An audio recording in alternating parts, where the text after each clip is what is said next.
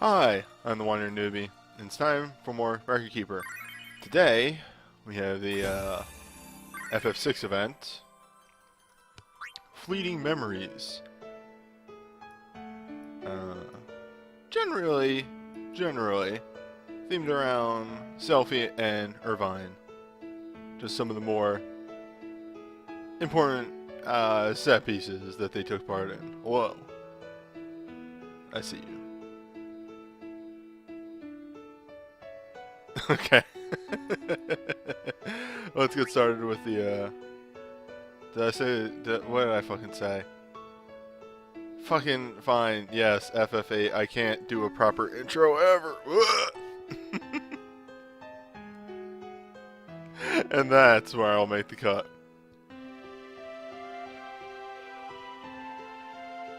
I am tired. I literally got out of a car 15 minutes ago.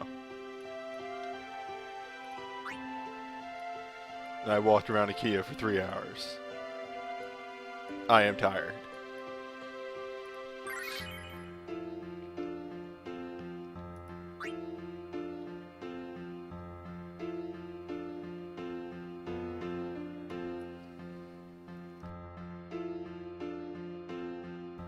Also, gotta remember to project. Still on old mic. Not on a good mic just yet. Either way, here are our themes. Of course, you know, early fights are never all that dangerous.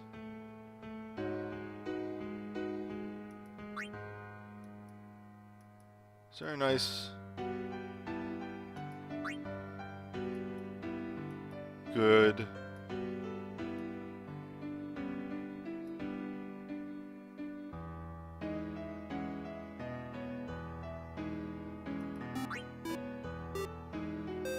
Oh, hey, Zaraz. Hey, with the follow.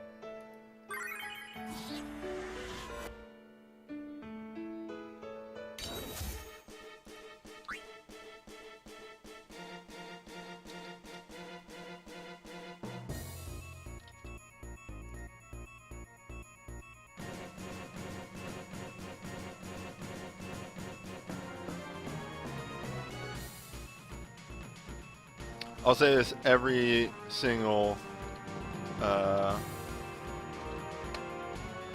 FF8 event, that, man, FF8 had a good soundtrack and then not a so good game for that soundtrack to go to.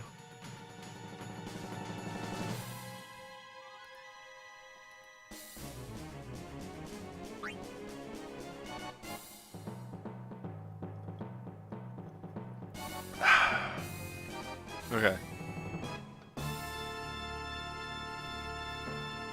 Yeah, I figured that much. If I remember right about that event, that was the big thing.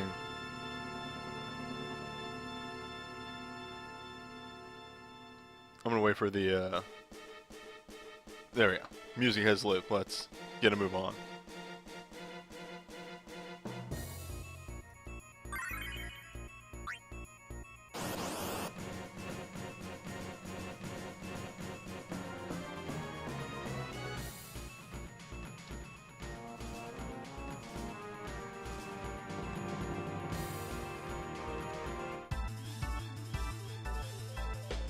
Alright, so Cypher here.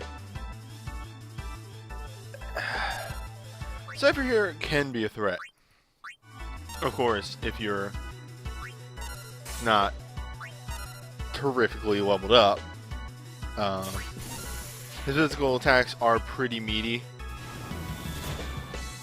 And he does have those magic attacks to catch you off guard. Fact of the matter is, he is part of a boss rush and probably has less than a overstrike's worth of health. And also, you know, has that crippling poison weakness. So, anything that deals poison damage just does the good work.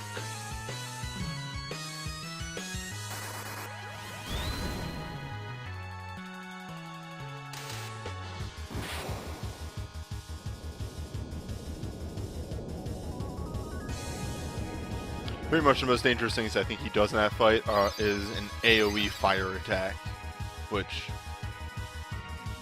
does do work if you get hit by it.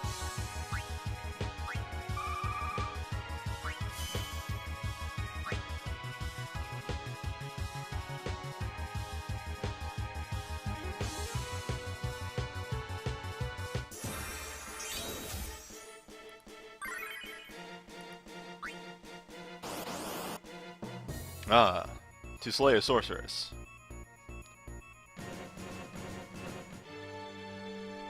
Ah, there's that good song.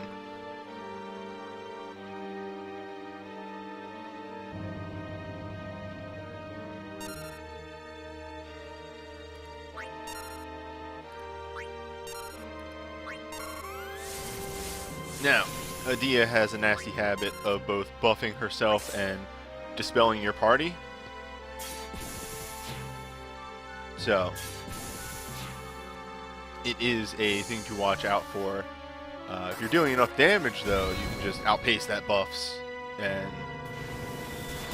beat her before it even matters. Though a magic breakdown will do some good work on her as well, seeing as she is entirely magic based. So she does have Astral Punch, which will hit your team for a good bit. And is long range. These skills not appearing in this fight, though.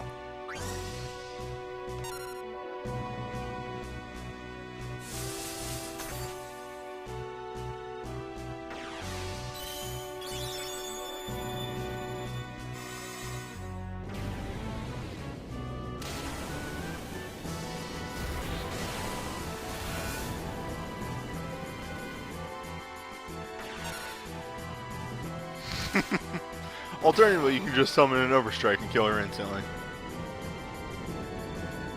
Due to the reduced amount of health that both of these bosses have. And Overstrike will kill each of them. And you're done. There's the real strategy. There's the real ticket.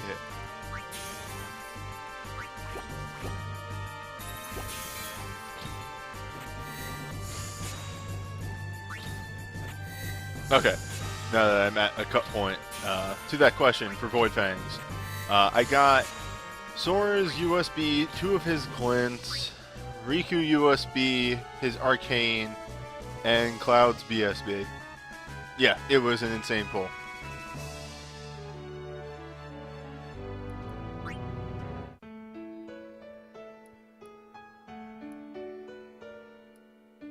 Well, now that we got the,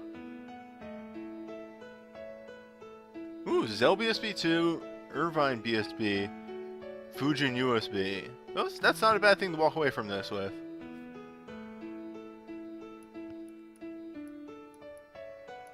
So, do note, this is a full open event, so there are a ton of Sid missions to take care of if they're easy for you to do.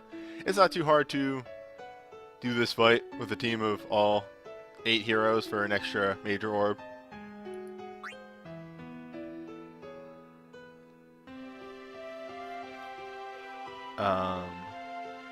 So, BGH. It's BGH, you know him, you love him. He'll deal physical damage to you, and when you knock him down low enough, he pops out with a bunch of soldiers. It's pretty... pretty standard BGH fight. I must have all Fujin's relics should I half legend dive her. Give me a second to get into this fight, and then we'll go take a look at her legend dive. That way it's easy for me to get back here. I don't have to go through as many menus. And let's grab a good boy. Grab a good boy!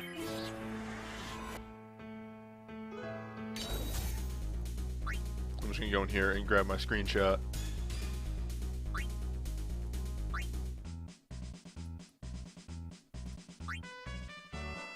Alright, Fujin.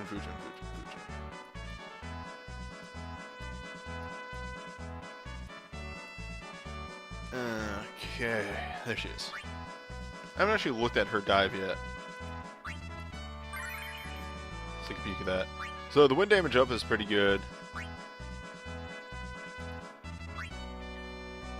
honestly, you know, the wind damage up is pretty good, and everything she does is wind. Here's the big thing. That final dive doesn't seem that good. Do note that she can use Meltdown, which is wind-based.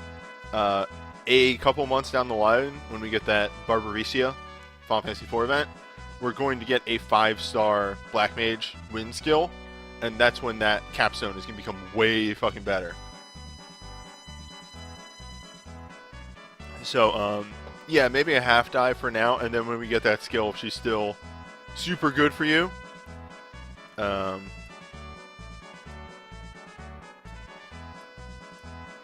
yeah, consider that full dive.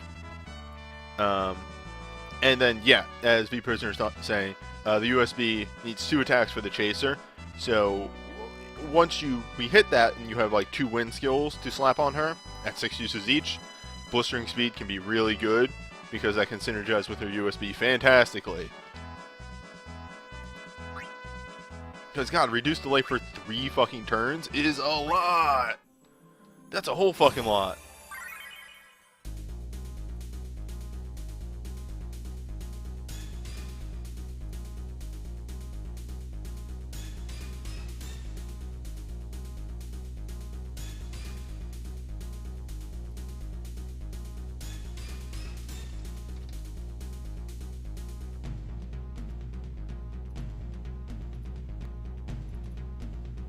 Okay, there we go.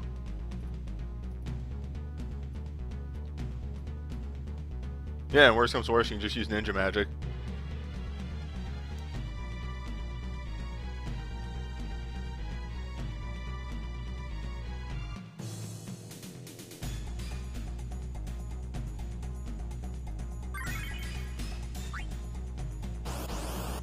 Iron Shad defense.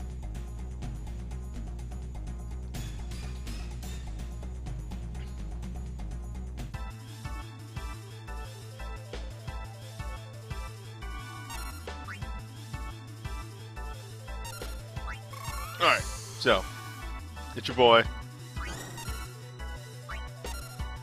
He is going to be relentless and deal a lot of damage to everyone. Well, I don't know about that second part, actually. Ooh! Okay, he's got health. I forgot.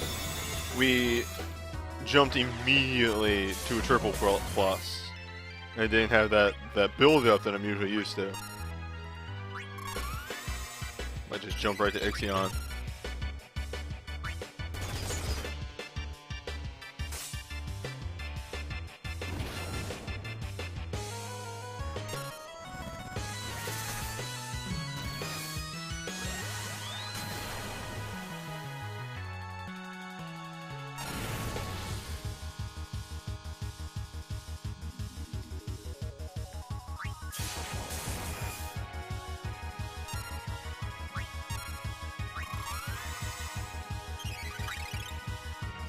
So really the most scary thing in this fight, well, this one, the beam attack, I think is a percentile move. It's either percentile or just hits like a truck. Because honestly, in a triple plus, for my characters, 1,000 damage is quite a big hit. That would be gigantic for some newer players. But the big, scariest thing that this guy does is that as soon as you bust down the tank, you pop it open and get the juicy soldier inside.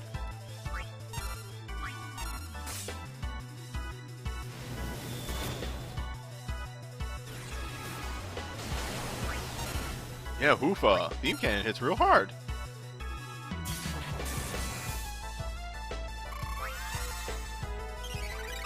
I'm keeping Renoa on standby so that as soon as those soldiers pop out,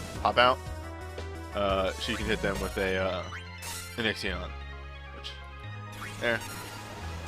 Whoops, wrong move. Oh well. We'll be good.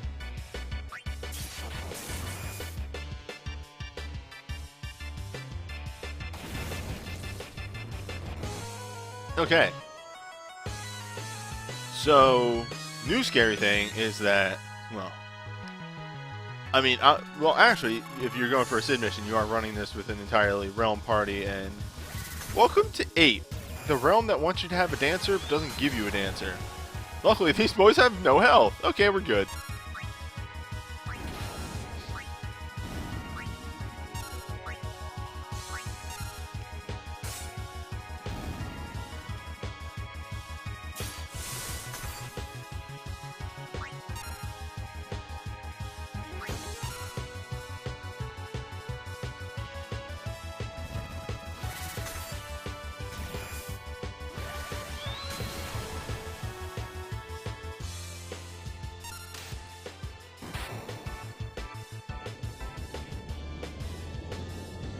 Still, as stated, those soldiers can catch you off guard if you're a new acquirer.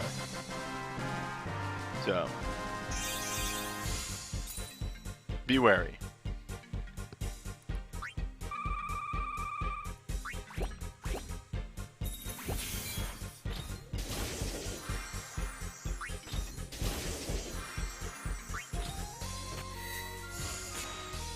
Nice, yeah. Get those realm dungeons done.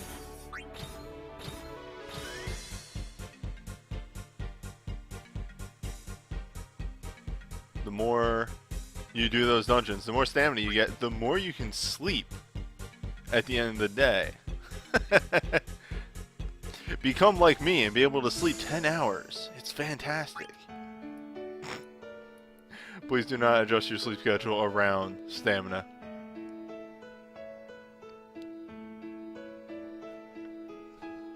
Yeah, there's a lot of realm dungeons because, like, I mean, the game's been out for 3 years. And we've been getting like a 20 dungeon update every month for 3 years. Yeah, that is a point. Foozle brings up a great point. Dungeon update is next week, so we get half stamp. Or not even next week. Hold up. Do I have that on this computer? No. Piss. All right. I don't have the thing on this one. But dungeon update is tomorrow. Right. There we go. Anyway, Ultimate, Biggs and Wedge. It is your standard fight where you start out with just Biggs. Decreases health to a certain extent. Wedge shows up.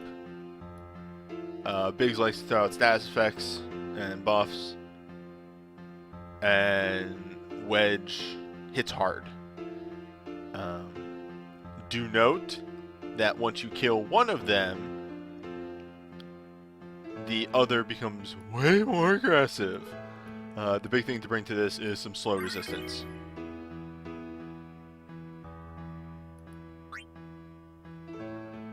Maybe it's on the 6th. I don't know. I just know it's in a few days. Like, dungeon update is real fucking soon.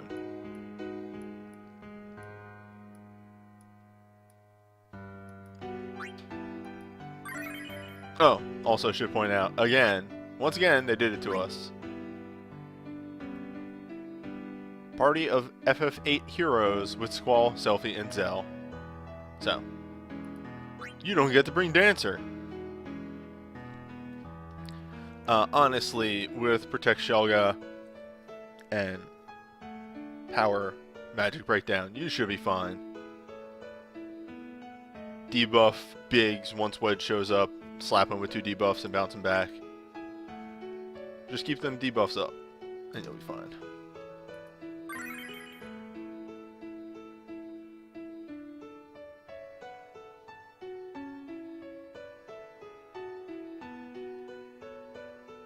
Never resist the half-off pull. Half-off is always worth it. Except for maybe Kingdom Hearts. Kingdom Hearts is the, I like this. And then you go fucking 6 relics like me. Or you go 111 glint.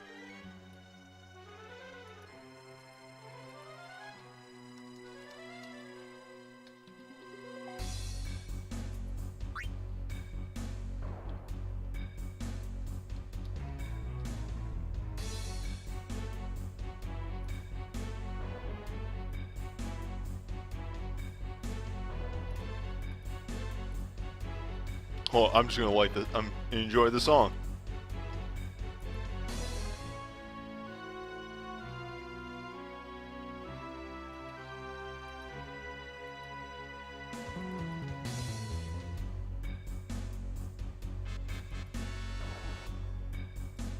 Oh, wrong one.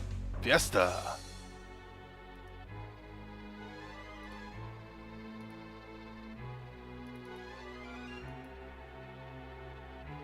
I think there's something else down here. What is down here? Hold up. What is this image? Hold up. Edit sources. Where is that? Why is that so big? Okay, hold up. Hello, it's me, Gregamesh.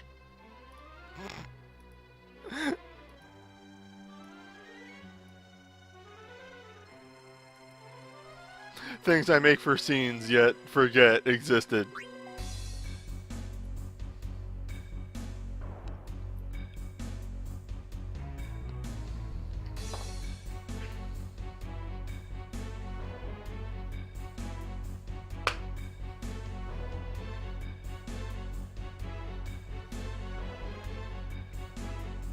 Let me consult the spreadsheet for if I need more 10 and 13 stuff. Not really, but I'm pulling anyway. Anyway.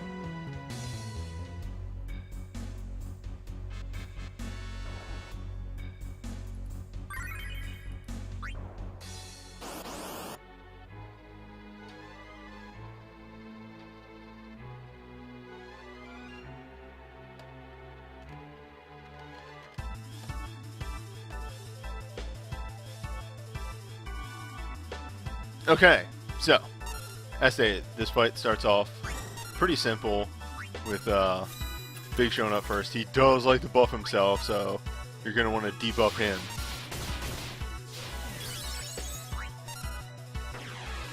And get the rest of your team, you know, fully operational.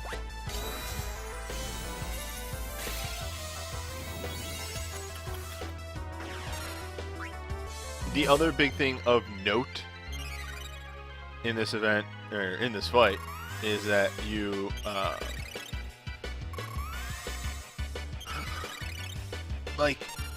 it's weird. You don't want to go too all in on Biggs, because he heals the fool once Wedge shows up.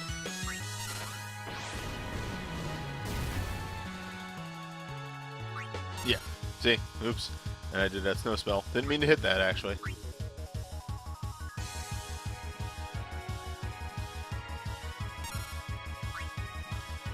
Now. Oh, he doesn't actually heal the fool. I thought he did. Well, good to know. So now the... Oh, boy. Biggs, you're just being a real bud, aren't you?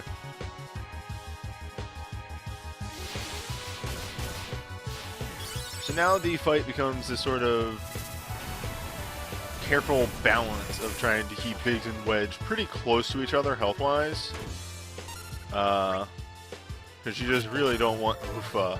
you don't want one to be dead and the other one have most of his life.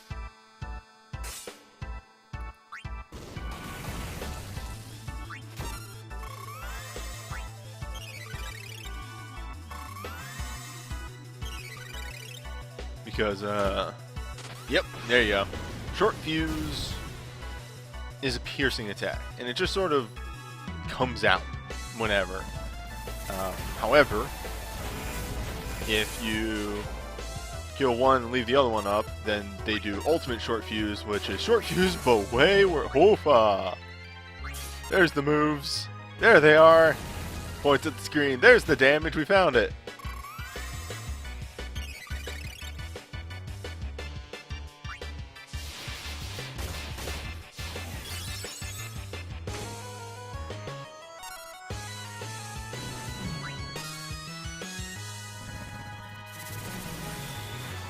Let's get some Curatus out there.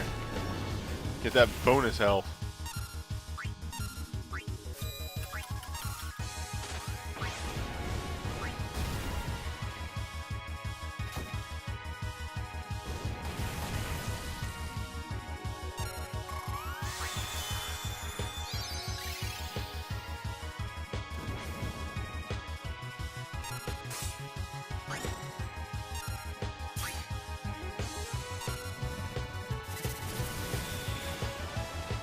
Yeah, at this point, I'm just trying to kill one of them to lessen the damage that I'm taking.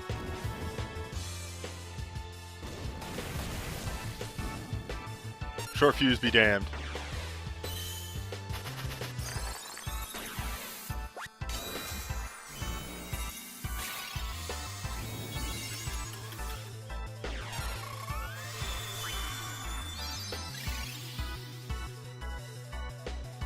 In with the snow spell. Yeah, there's ultimate short fuse. Yeah.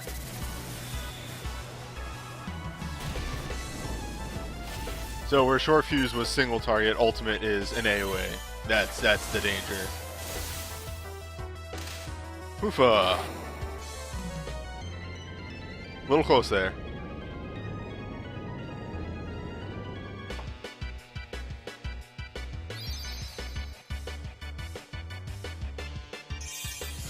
Now, obviously, I was going for a Sid mission style. The actual correct way to go about that is to bring a dancer that can definitely debuff both of them at the same time, and you're in for a way rougher fight. Also, I got very unlucky and got hit by a Sloya.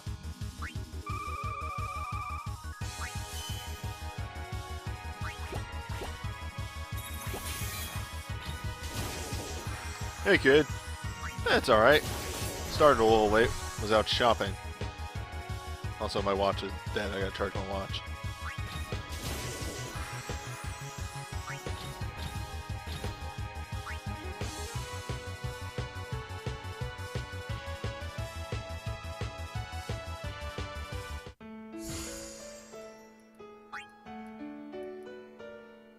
What does that accessory do?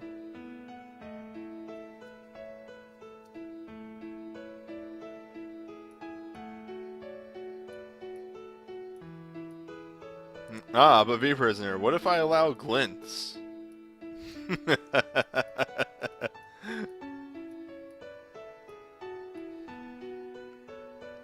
Ooh, attack plus ice resist. That's not bad.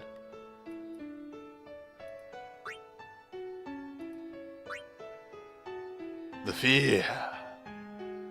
So ATM over here is it's the spider. The whole big gimmick of him is the same one from the game, that he gets he gets low on health, and then attempts to regen, and you have to deal so much damage to him during that period of time, or else he heals. And if he heals, then you lose condition.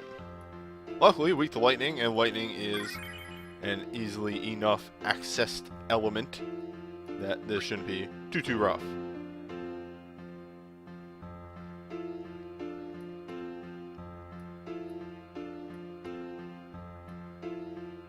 Whoop, too far. Double plus, yes. Okay. Is mixed damage in this fight, so had to work a steel power and lightning damage in there, but also needed Squall for Sid missions, so oops. I worked it out though. Return of Gun. Actually, let's hone Gun.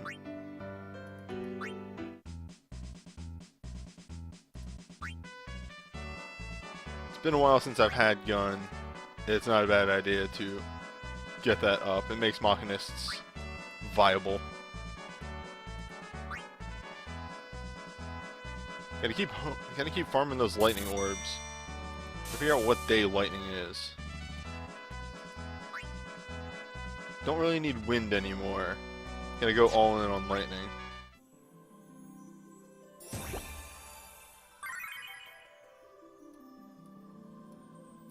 Is it Friday's lightning? Oh fuck, but that's holy too, isn't it? Yep, that's why. I'm going all in on holy. But here comes the new challenger in lightning. Oh, that's why I have so much wind, because what the fucking else am I gonna do on Monday? I don't need white magic.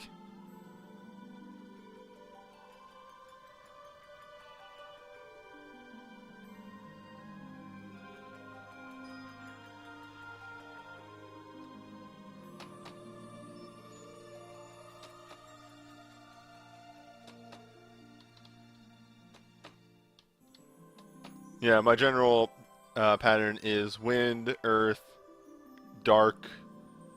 Thursday's a free day. That's usually when I do Magicites.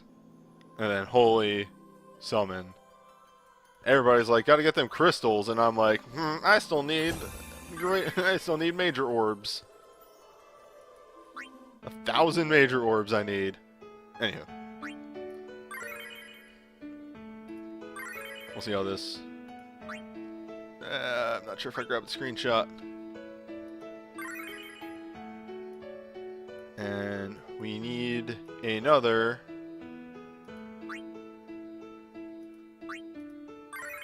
Hyper Mighty G.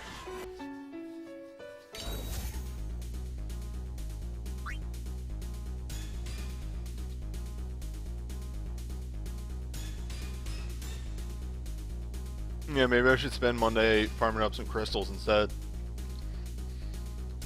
I don't know.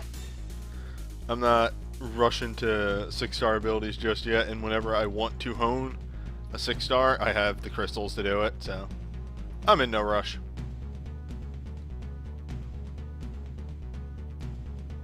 Six stars don't really need to be 8 uses just yet, so no need to drive myself crazy trying to get orbs.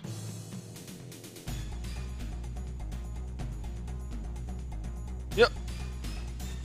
That sounds about right, kid. Don't go chasing after one relic, especially if you have a bunch of other stuff on a banner. That's a recipe for disaster.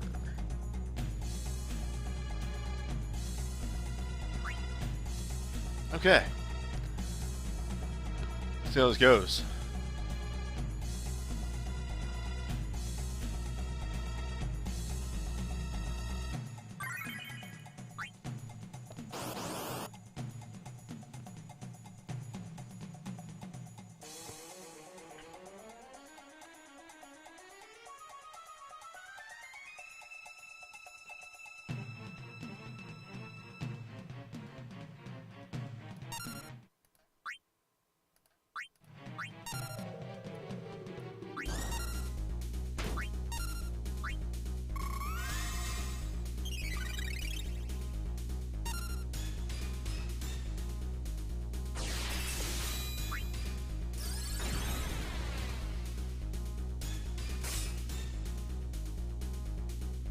Alright, well, damage seems okay here. We'll see what we get once we have the whole thing going.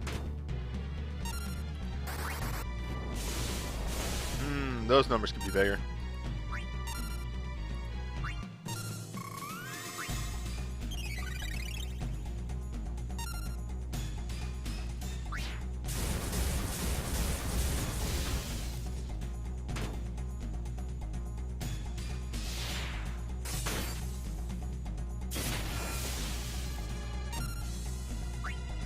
Wow, numbers could just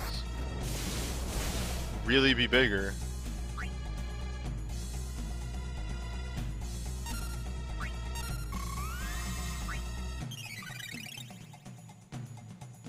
Oh, this guy has a lot of defense?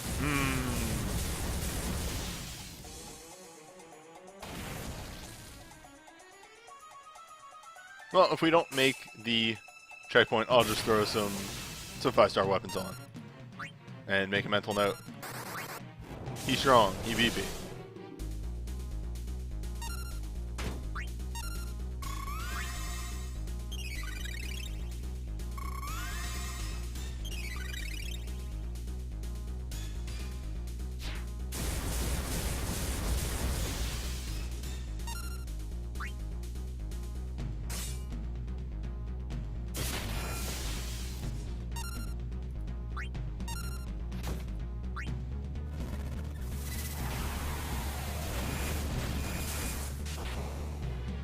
Also, I forgot I had that move.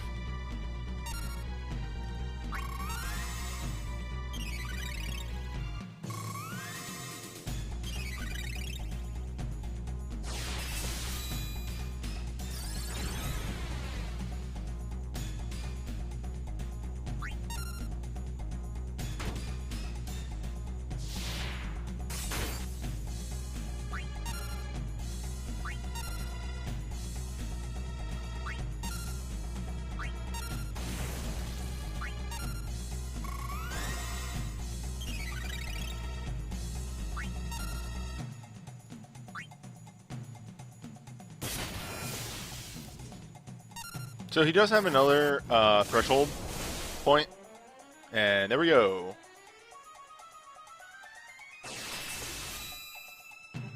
Luckily, we do know Valgarmonda does way more damage, so we'll just throw that out there instead.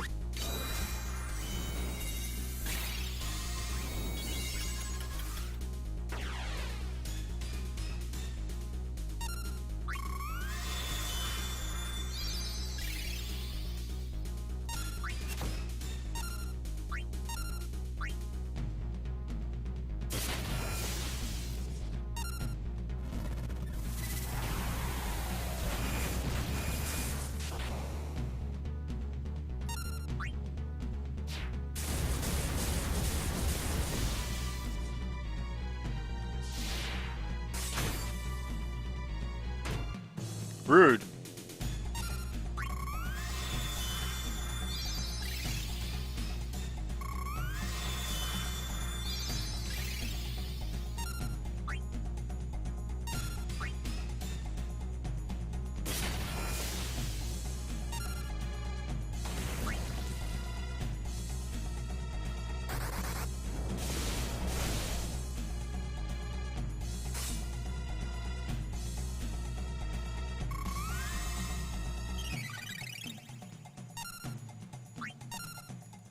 Oh boy.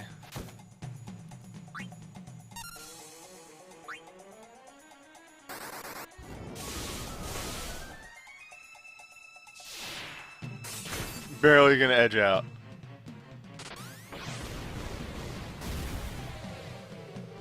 Oh god.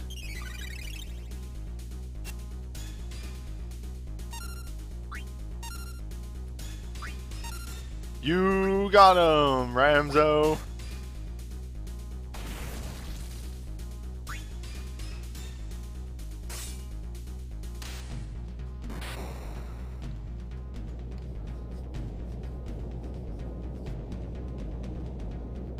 Oh.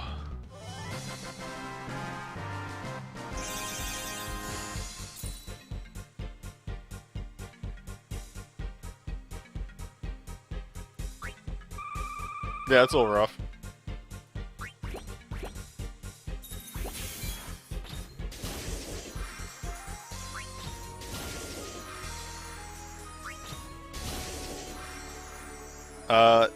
Not really, Sword of Skyforge? That's a weird question.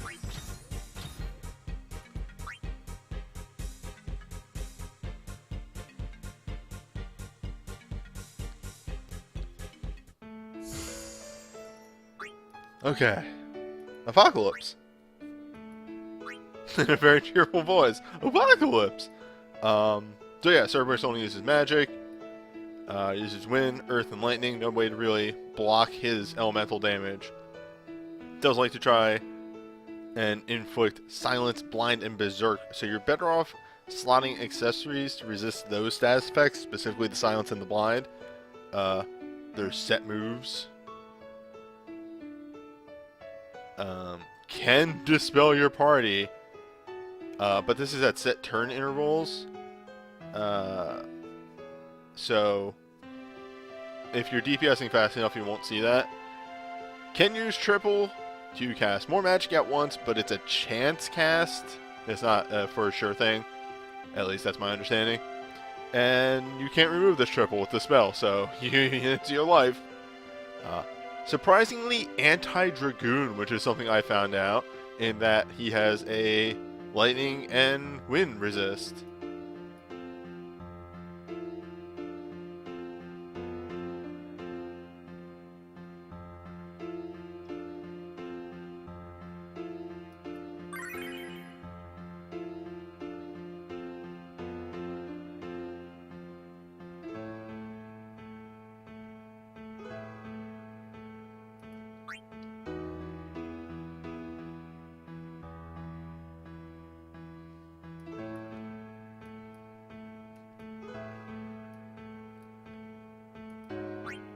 But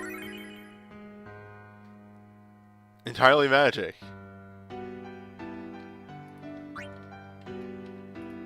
Time for Edge to bring out the move.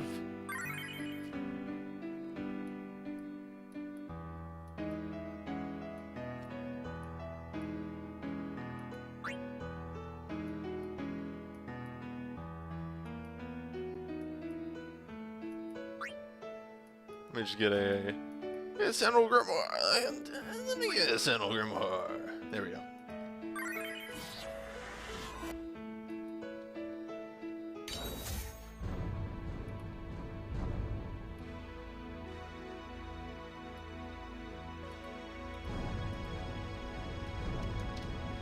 And there.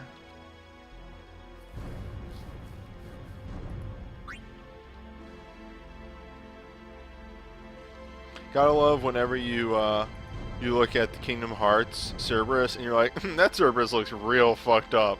And then, well, aside from the fact that it is just the Disney one. And then you look at this one and you're like, actually, maybe that Cerberus isn't that fucked up. Maybe that's just Cerberus.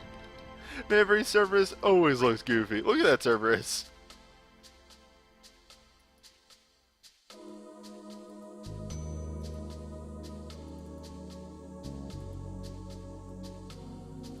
Maybe Cerberus always looks really funky.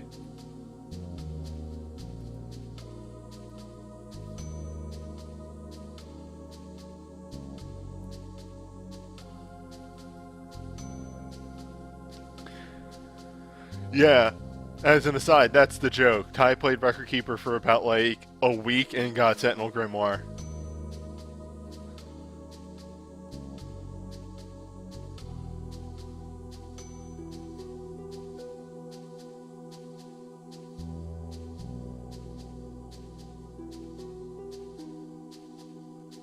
He started up during a festival.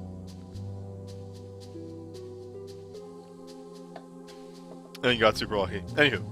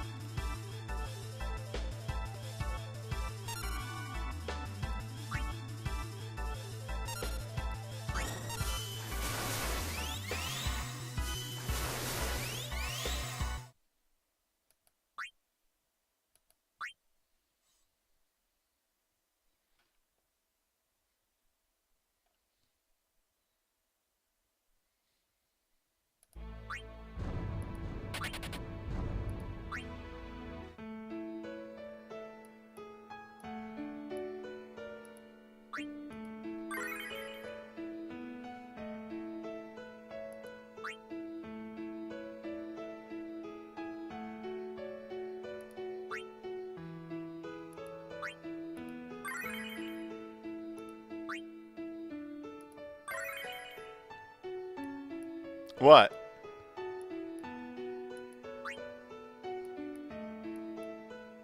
I didn't fuck up. You fucked up.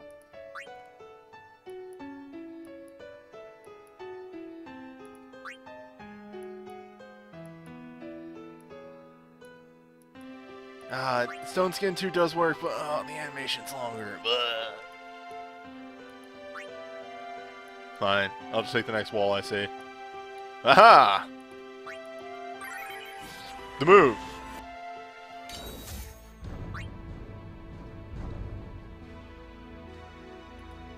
I just gotta redo that picture since I changed that record materia.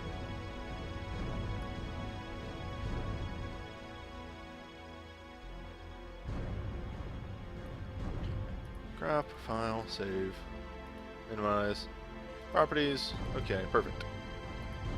Alright. Whoop, hold up. Let's get a good crop point there.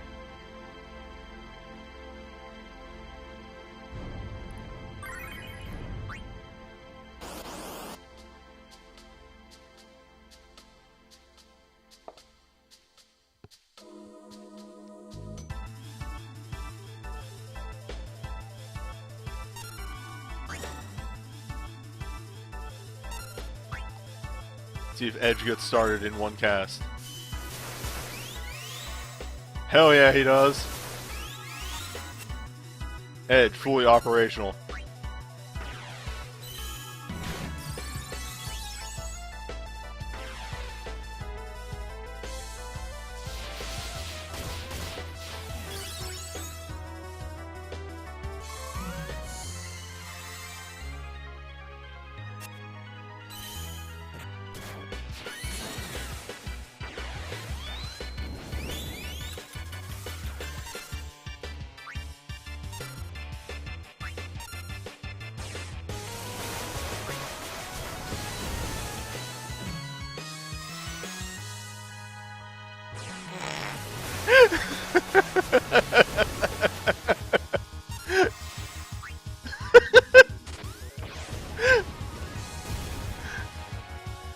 What if I just get every proc of his record materia?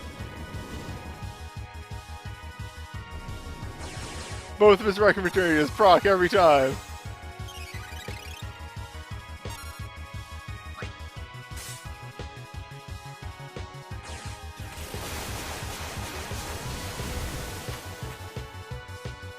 Fuck!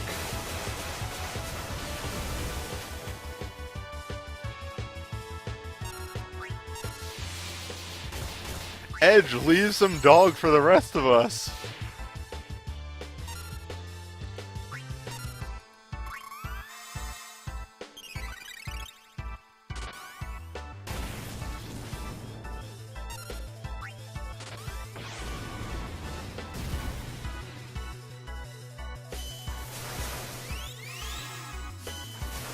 Okay.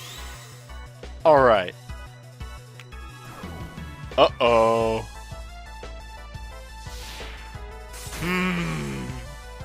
Cerberus is done with my bullshit.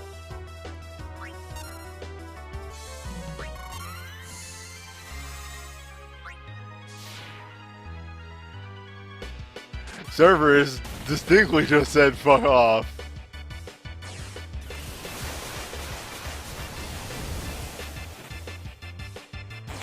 Holy shit.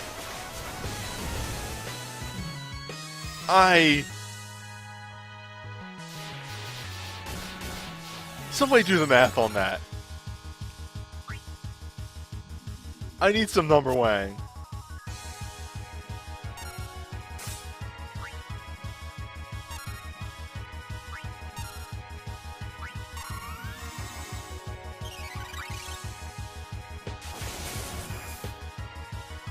Edge turned the boots off Edge. Stop praying for my Evelyn Prince, he's too powerful. There he goes. Finally. He stayed his blade. Edge finally sheathes it. God damn it.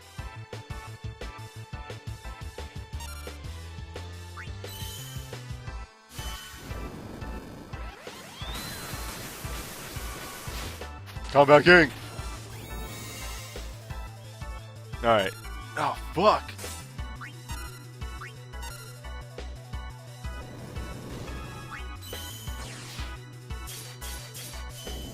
My backup haste.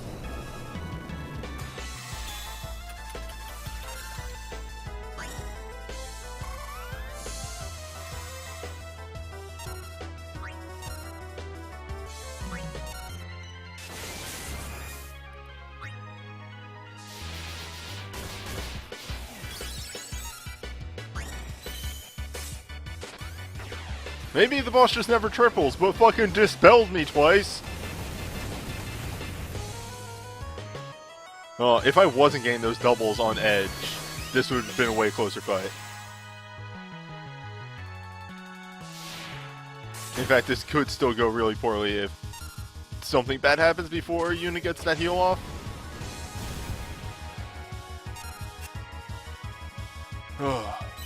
Okay, we're good.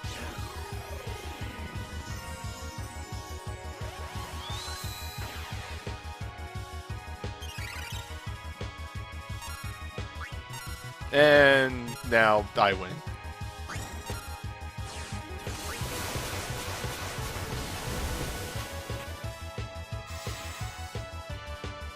Yep. Alright, now we're back to normalcy. Now, one more quake for the road.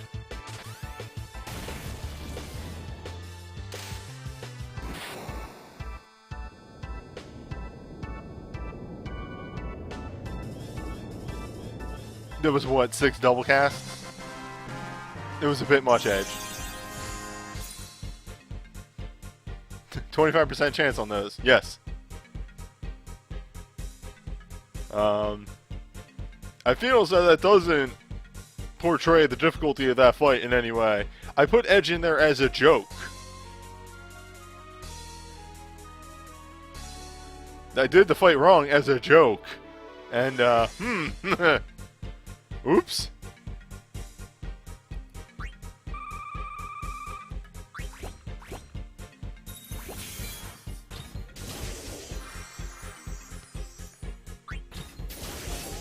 God, that was great. Couldn't have asked that to go any other way. And fucking maximum over edge.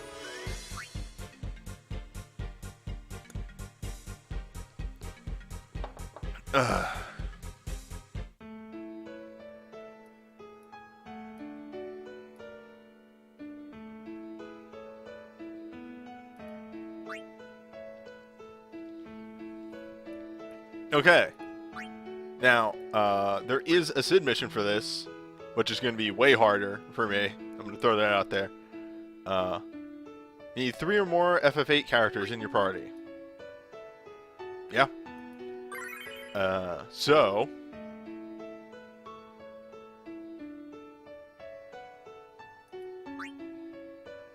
let's make that quick adjustment. Making the jump from magic, or physical, to magic.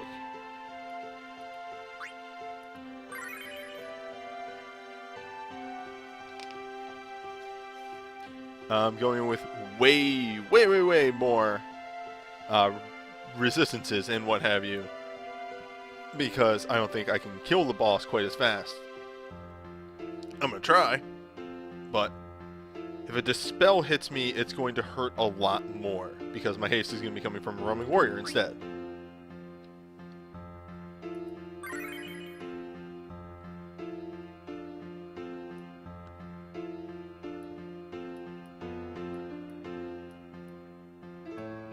Well, the whole point of Irving's USB is you try and time your hits around when the move happens, and you deal an obscene amount of damage because the boss has no defense for that period of time.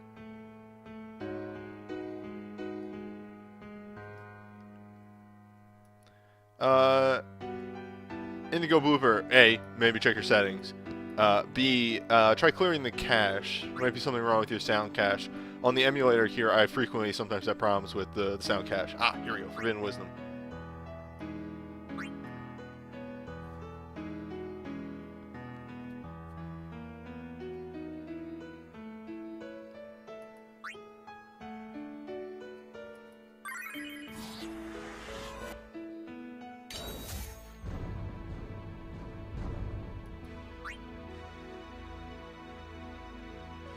Okay. Now, I think I'm going to start Adia with the darkness abilities.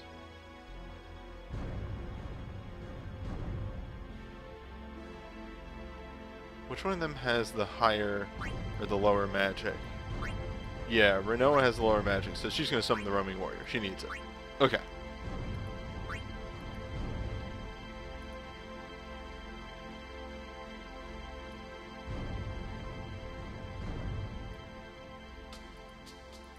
File, save as 10.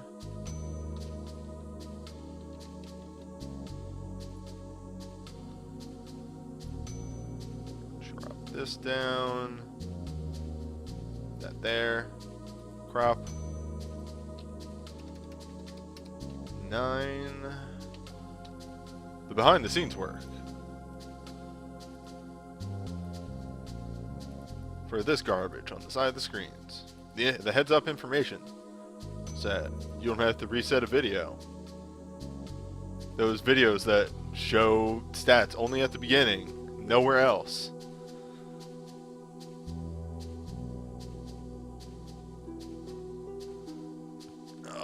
Oh shit. Also, there was a question earlier of, am I ever going to reattempt the 4-star Magicite?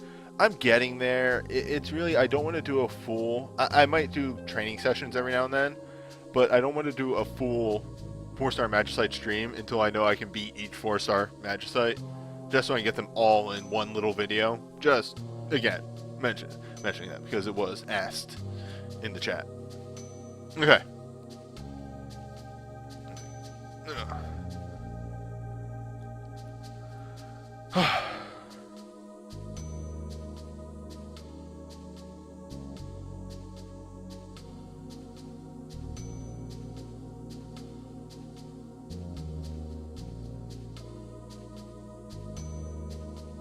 Yeah, I know Edge's thing helps a lot. I'm probably going to end up bringing Edge to, say, Earth once the Earth moves come out. And definitely to Water, but I just need more Water stuff to actually back that up.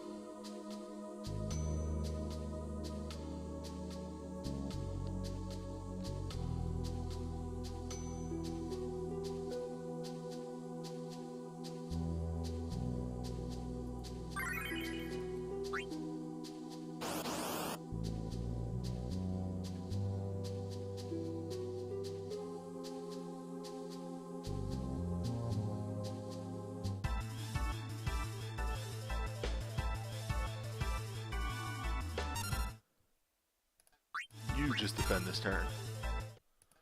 We'll instant slam down that shield.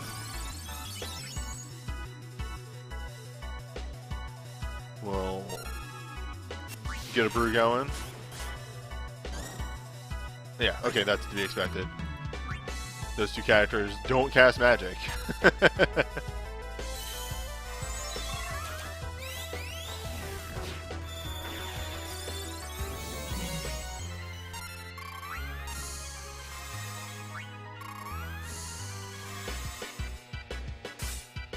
Make sure to get that breakdown going.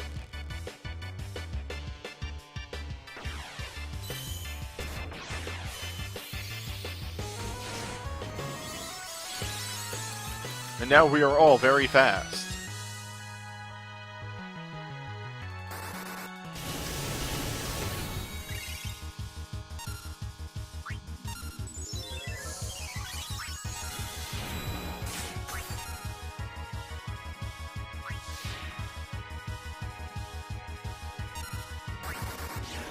Give me that meltdown, baby.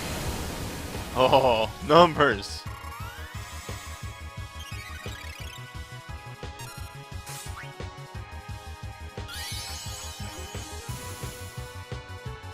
Love the numbers.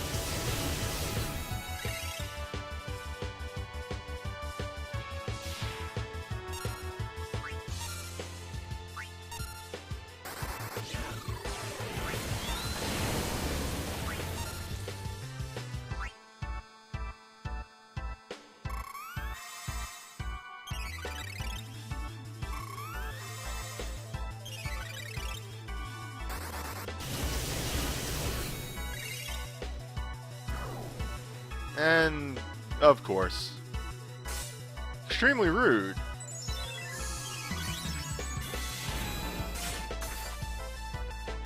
How rude of you to do that. Okay, I think I can quick cast a...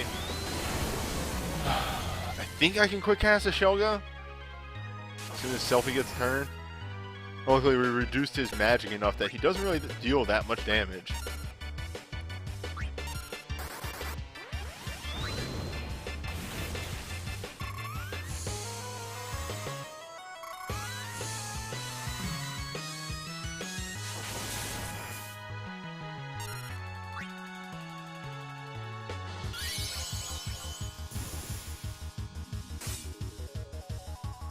Alright, I think Adia's next turn, we need to get new haste up, because we're all very slow.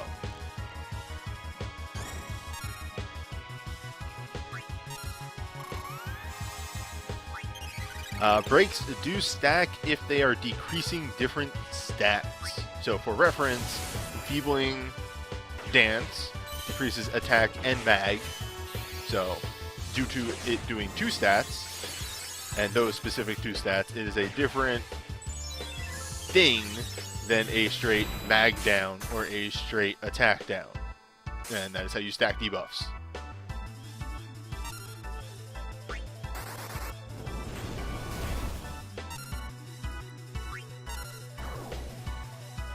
My dude!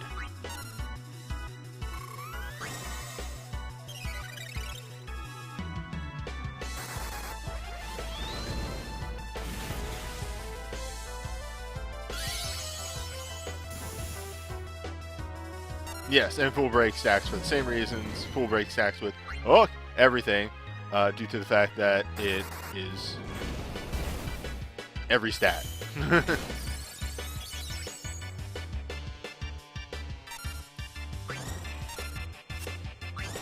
Time for my moves. Finishing strike.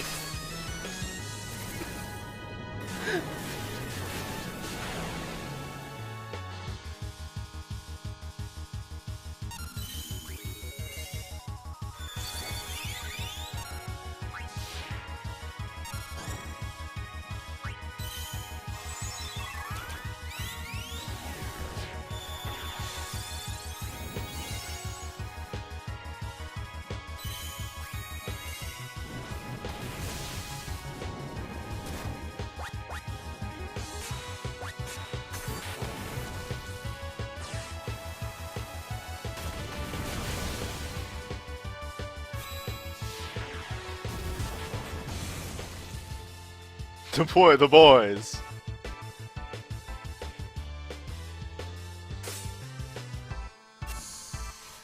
Wow! Wow! This is it. The final move. Yell, Cerberus.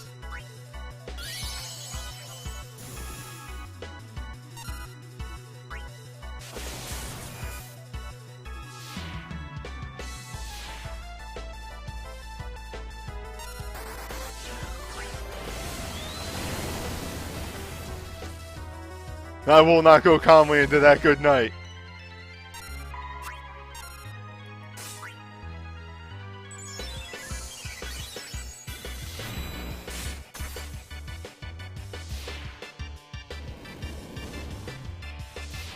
Fight me! Fight me, dog!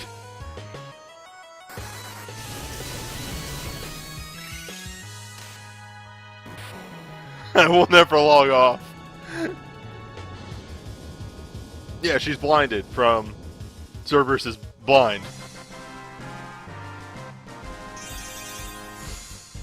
Ugh, that was great.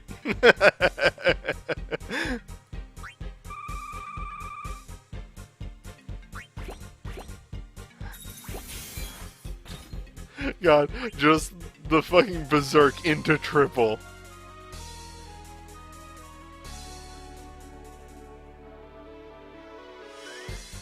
Yeah, fuck it. Jesus, though.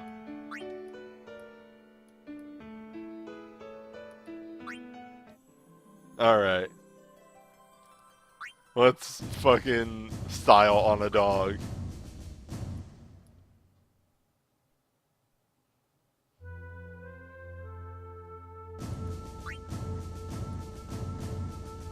Oh no, it's the same fight. But now, unlimited power.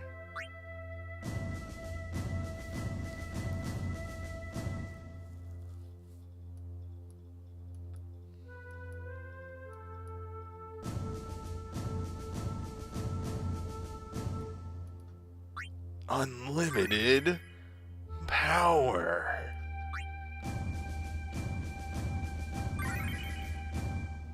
Wait, who the fuck's in my party?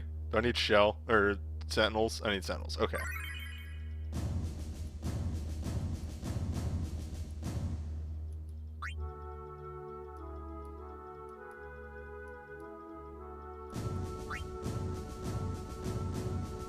Now I'll take a stone skin.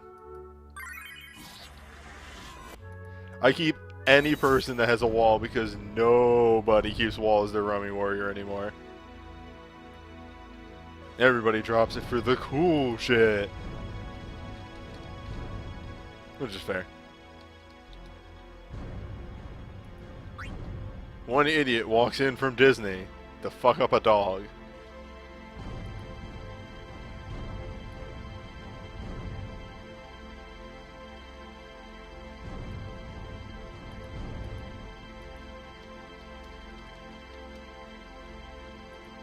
Make sure I got the right...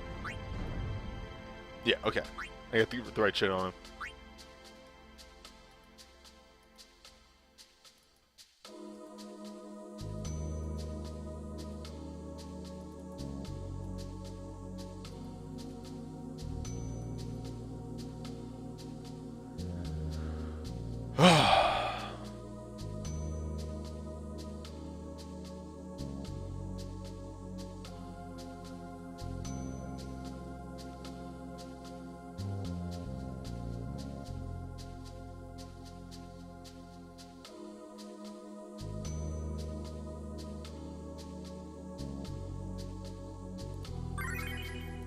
Alright, hold up, that was weird. The jump there was weird.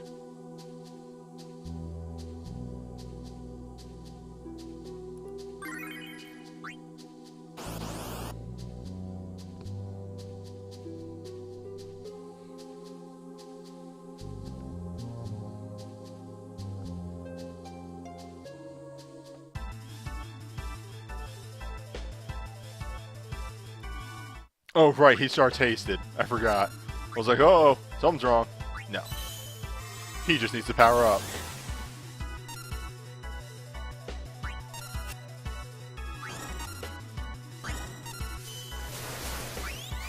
Whoops, some of these characters I didn't change. That's all good. More power. More power.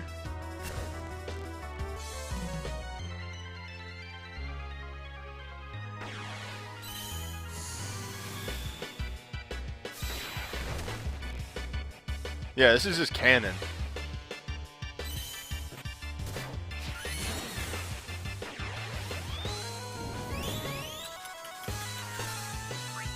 Oops. You know,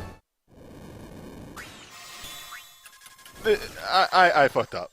I fucked up on some stuff. Let's get this done right.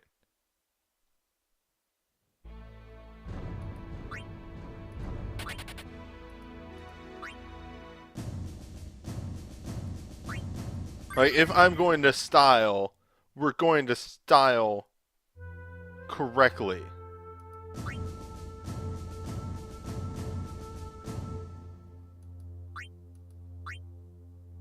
God, again, I was putting half these parties together while walking around IKEA, so may have not been paying 100% attention to what buttons I was hitting.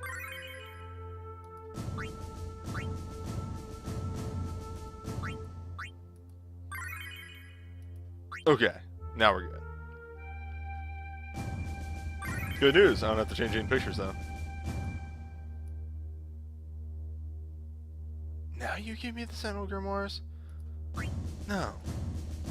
Fuck, fine.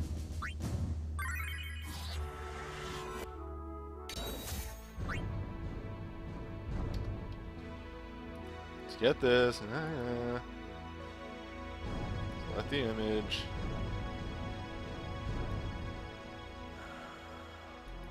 Drop, file, save, minimize.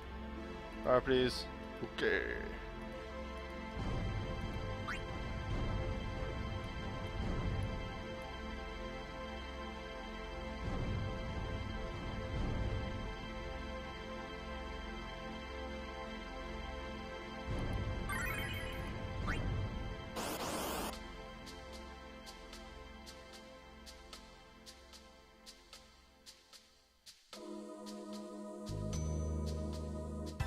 Alright, round 2. Now with the proper soul breaks on.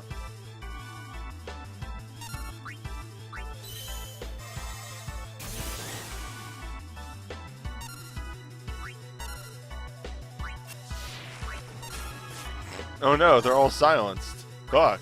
Whatever will they do? Did he just get 2? I think he just got 2. We'll find out. Right after these messages. No. We find out now.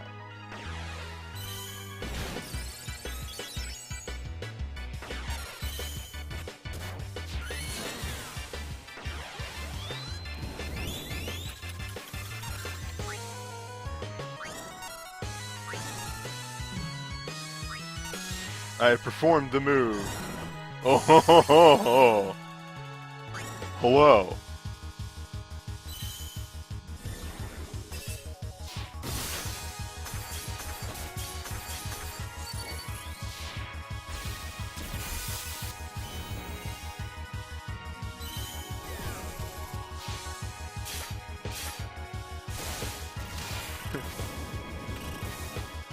The thought, that's not too much damage.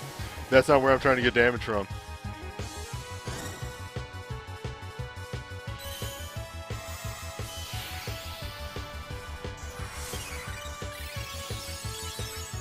So Sora's glints, what a glint does is it is increasing his in elemental level. So right now he's in ice level 3. So everything he does is 100% more powerful.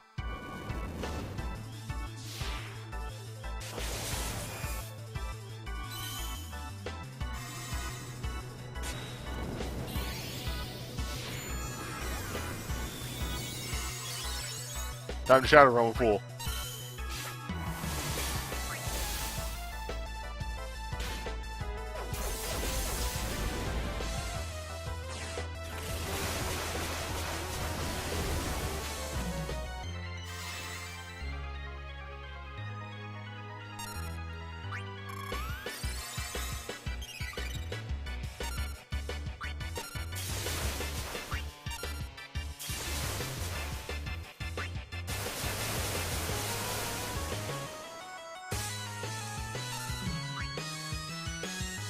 Maximum power, Sora. We can't put more particle effects on him. He's too strong.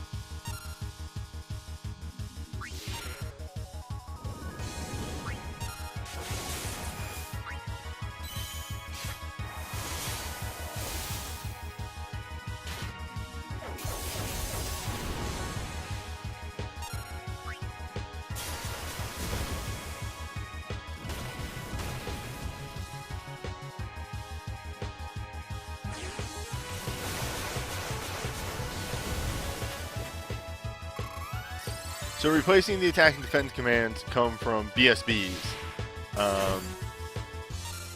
Really, sometimes you would use those commands, but in actuality, I am using edges just to give him in water so that his raging water does more damage. Yeah, dehumanize it face onto Sora.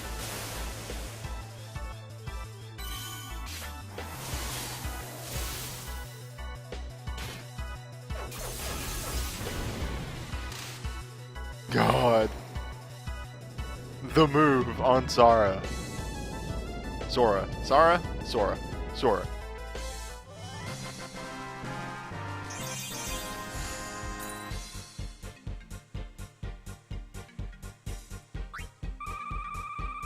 Oh, almost got that level.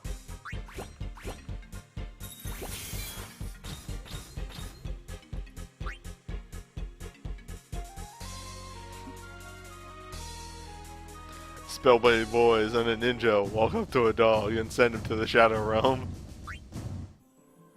Well that's one event down. You thought we were done. Nope.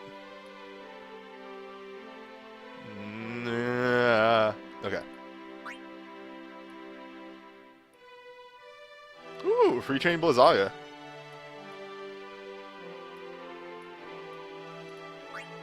Alright, ultimate weapon.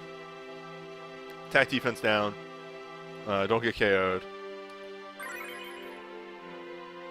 Shouldn't be too rough. The free Blizzaga? Maybe, honestly. If you already have a Blizzaga, it might not do you a lot of good.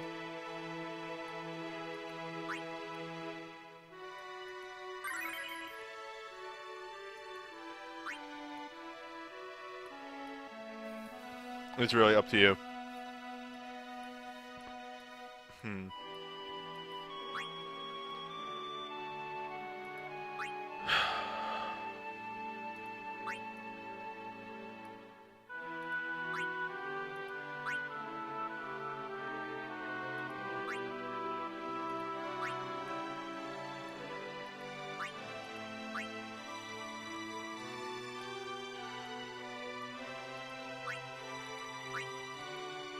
Yeah, I cannot remember whose theme this is.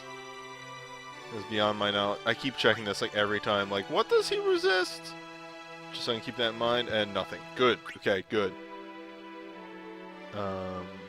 You'll probably do a good boy attacks. And then, yeah, let's hit up those instant KO resists for Gravaja.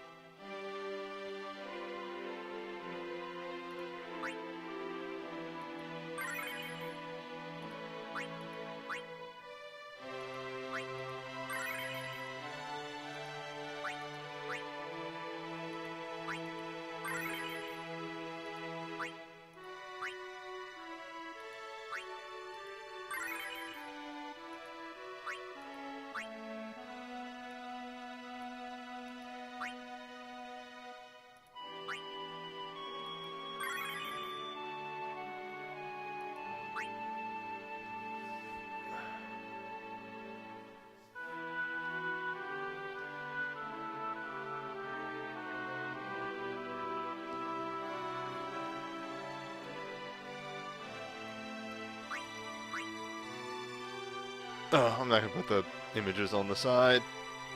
That's not needed.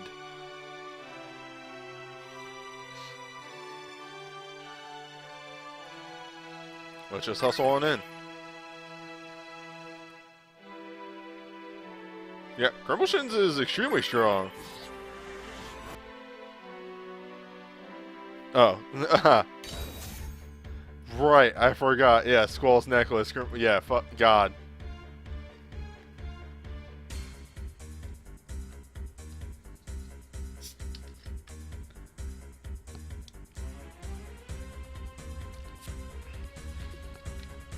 For everyone's reference, in FF8, at some point, you have to name Squall's little symbol that he has on both his gun and necklace. Loon decided to name it Grimbleshins because it's his icon of power, and keep a joke running. For those who don't know, the final boss is named whatever you name that necklace, or the guardian force connected to the final boss.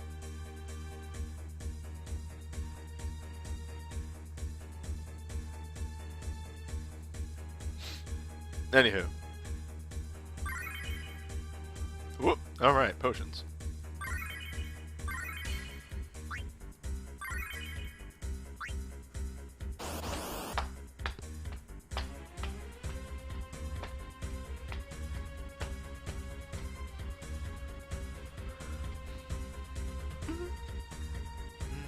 Whoa!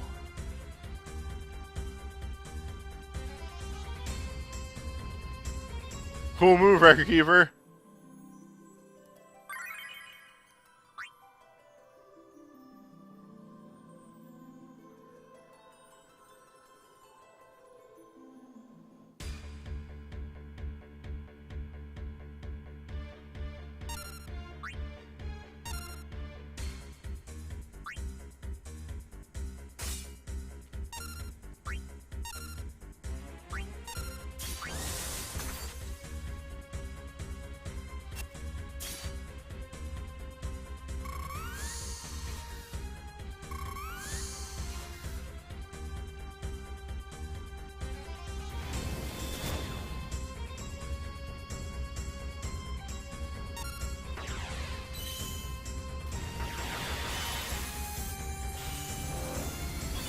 God, sometimes I forget that they actually changed the animation on that so it's faster. And then treat it to a nice little present every time.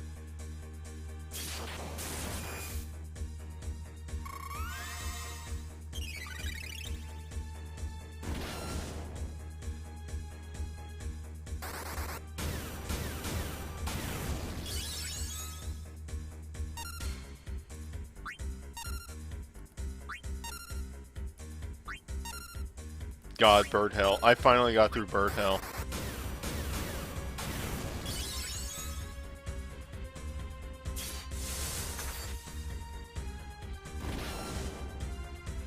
I've been working through the FF7 LP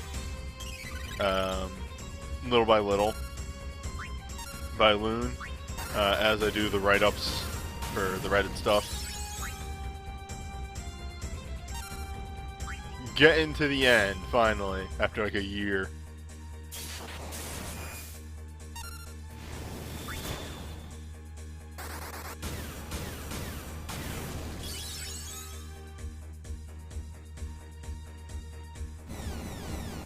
Uh-oh, a magic attack! You can't do that! Rude. So that's what unmitigated damage looks like. Sometimes the boss just has an element.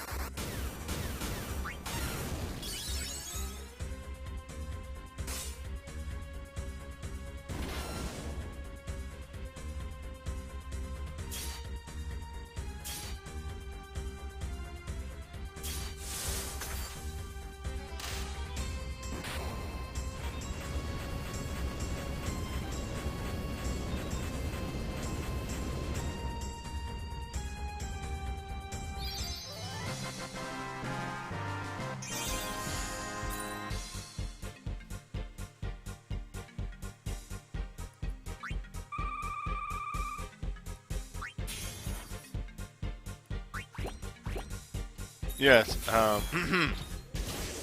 for people who are watching the long stream for fun, I will explain because I mentioned Bird Hell multiple times now. So, friend of the show, a Raving Loon, did a mostly blind LP or LP/stream of Final Fantasy VII, going in with not a lot of knowledge and kind of playing to not the conventions of stuff that he actually knew.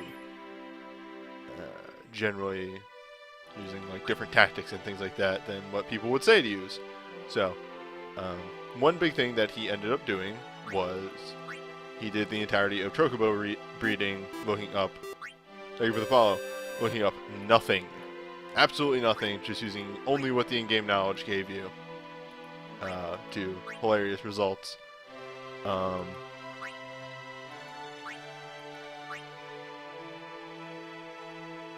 Said campaign was labeled as Bird Hell because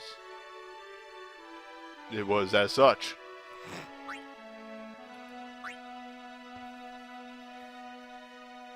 This doesn't have a submission attached to it, does it? No. Good.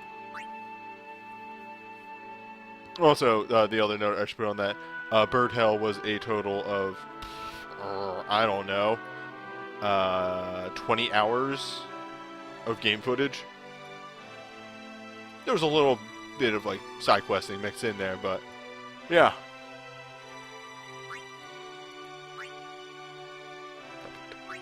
Perfecto.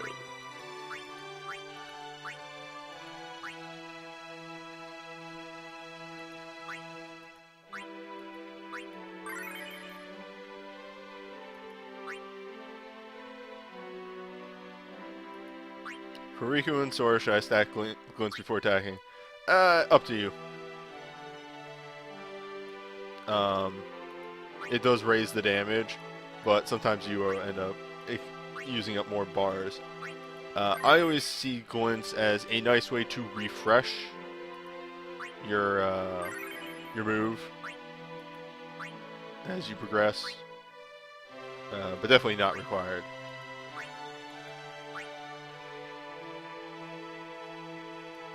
Yeah, it's a good way to put it from the chat. Generally, if it's a 200 or lower fight, the refreshing of a glint does not overall get you more damage. Like, purposefully refreshing the glint. You can, of course, refresh it as you go, because eventually elements run out, and you'll need to refresh them. But for the purpose of like just stacking damage, nah, not so much.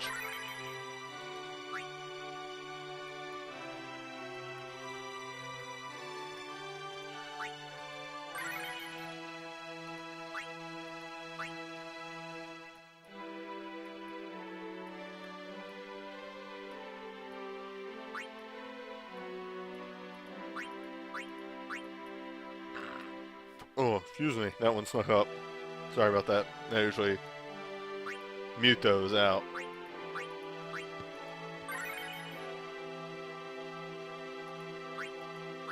I'm a gross boy.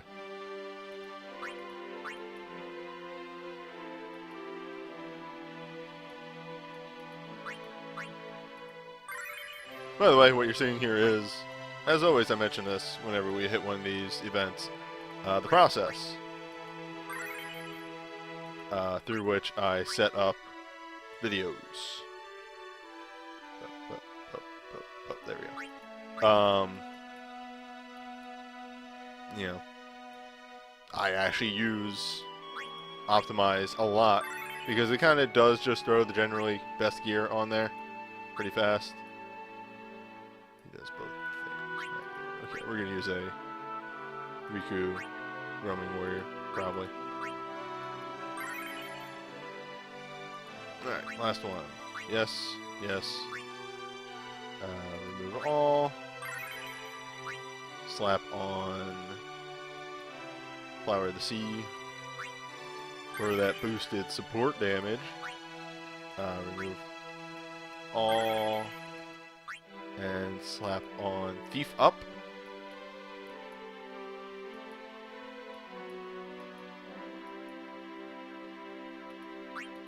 Bosch gets Riku USB, and the animation is him fighting,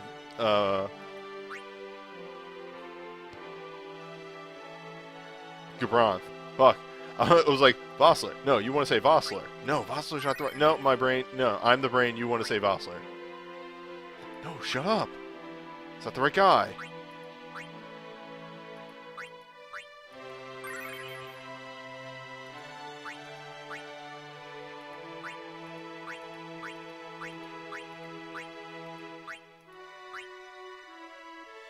One of each flavor. Unique.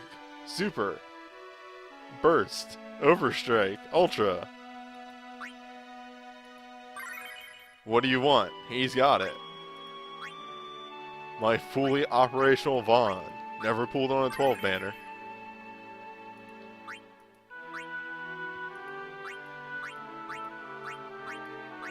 Is Vossler not in yet? No, oddly enough, Rex is in.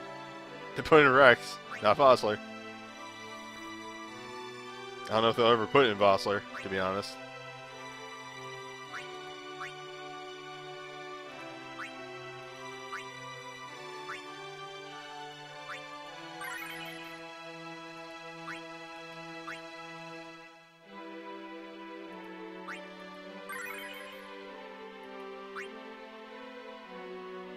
I could see Vossler as a Dark Samurai. Alright. Time to search for a Riku USB. I saw somebody named Wyvern. Fuck yeah. My boy.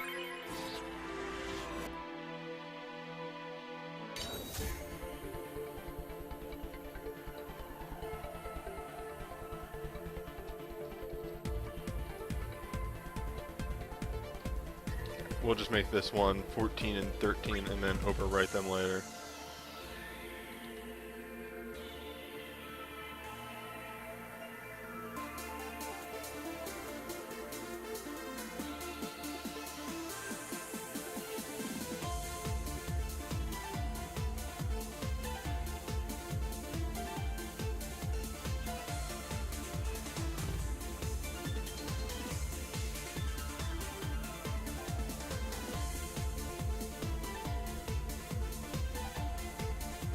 You know what? Purely because I bet you I could do it.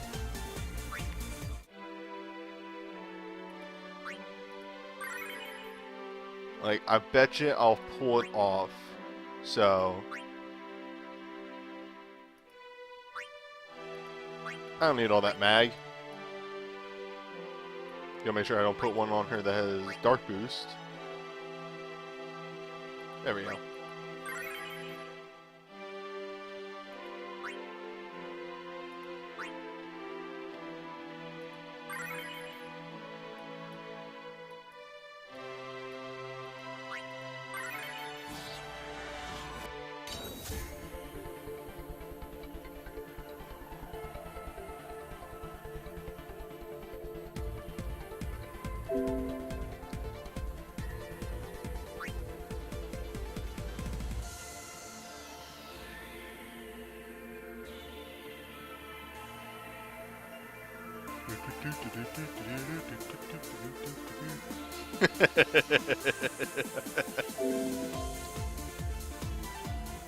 That's good.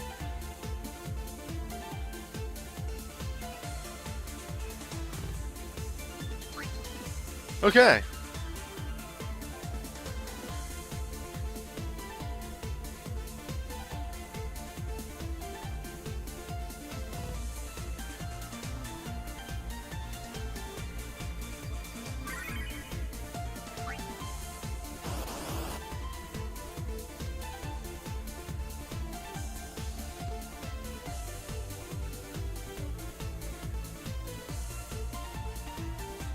I mean, if you want to continue talking about Loon and his extremely powerful Final Fantasy runs, Loon did a run of FF8, which I highly recommend watching, where he never used the draw command. Draw command, should emphasize that. He did draw overworld stuff, but never used the draw command in battle. Works surprisingly well.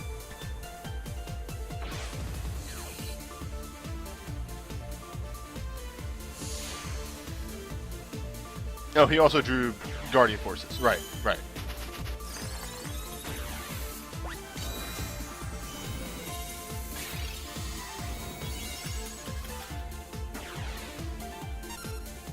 Let's just decrease that attack. Absolutely not. Not as if I think he's going to survive that long, so...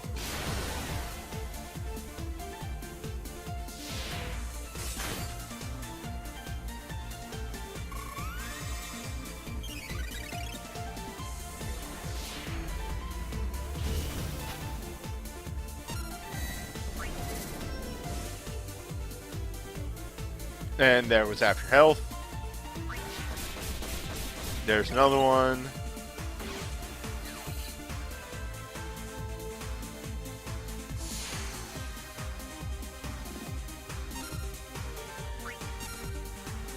I'm gonna sneeze, so I'm just gonna hit these commands and then sneeze.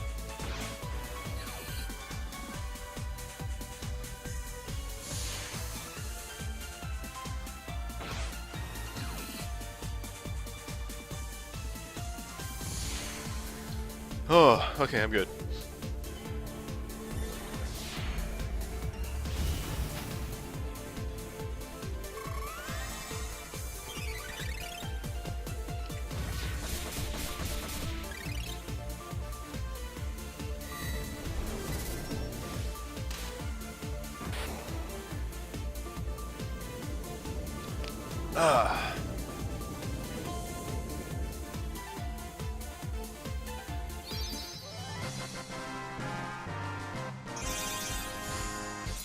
I mean, yeah, it's easy to make a character weak to dark. Whenever something is weak to dark, they die fast. Dark moves are extremely powerful. They're just very niche. You're just waiting until we get... Oh, wait, no, we have the dark... Dark Heavy is, I think, where I was going with that. But Dark Ninja, also, very powerful.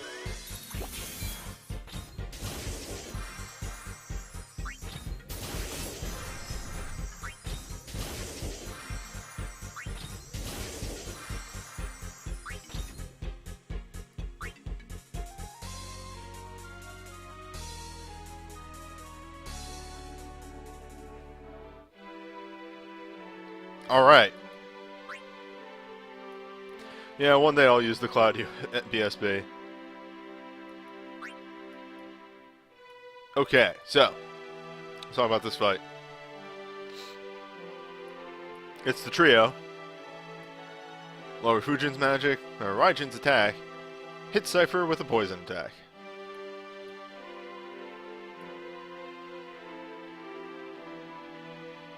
They have a lot of moves. Fujin hits real hard, and Sai can reduce somebody to 1 HP. Raijin likes to heal and power up and increase his attack and everything. And Cypher likes to throw out fire magic and AoE. So, I think the kill order generally is Fujin, Cypher, Raijin. Because while Raijin does deal pretty decent damage, you can easily just power break him and completely negate his move. Whereas the other two are just kind of always threats. So, there's that. All of them are weak to bio. Raijin absorbs lightning, Fujin absorbs wind. Cypher is standard boy.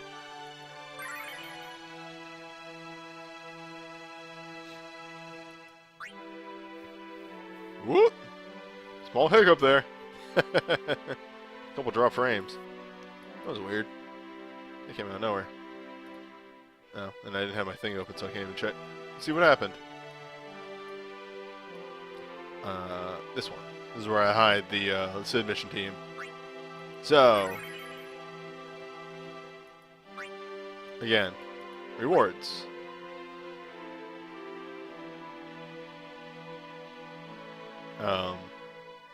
Moves. That's pretty much it. Do a whole team. A couple things to note about powerfulness of this fight compared to the original version of this fight is this fight existed before the ability rework, so yeah, we're stronger, faster, we hit more times, we have Hyper Mighty G.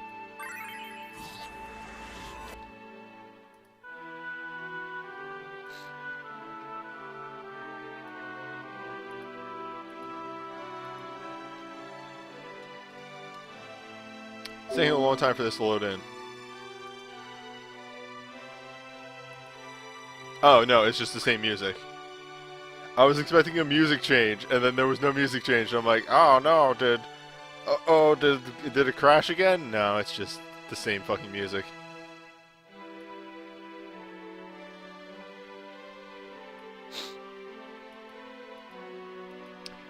Somebody pointed this out in a conversation I was having with them the other day.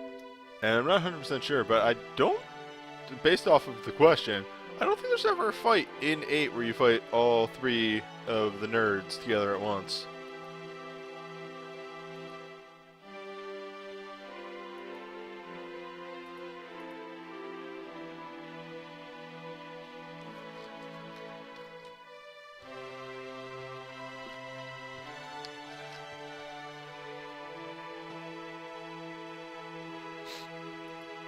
Give me a hot second. I'm gonna blow my nose.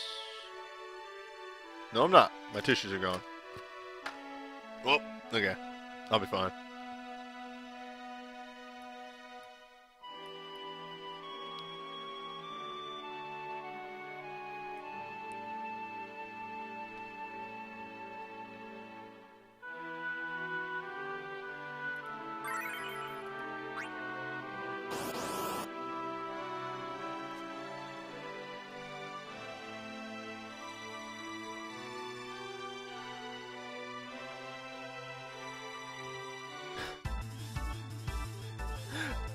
Sorry, somebody in the chat just goes, hey, they all start in Elemented.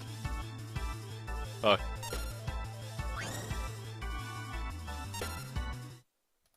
Okay, so there's going to be some debuffing going on pretty much as quickly.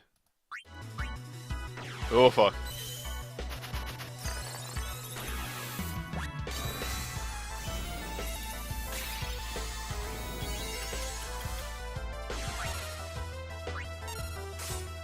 As I can.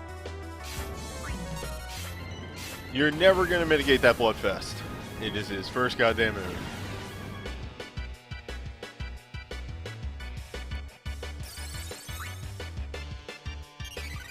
Yeah, really, I wanted to hit Raijin with that attack breakdown. A bit of a misstep on my part.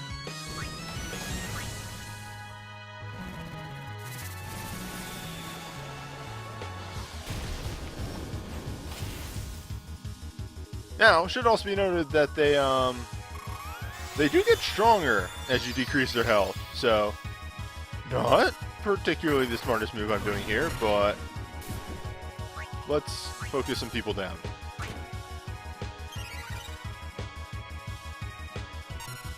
We're getting Curadas up, and that's what matters. Yeah, Metsu!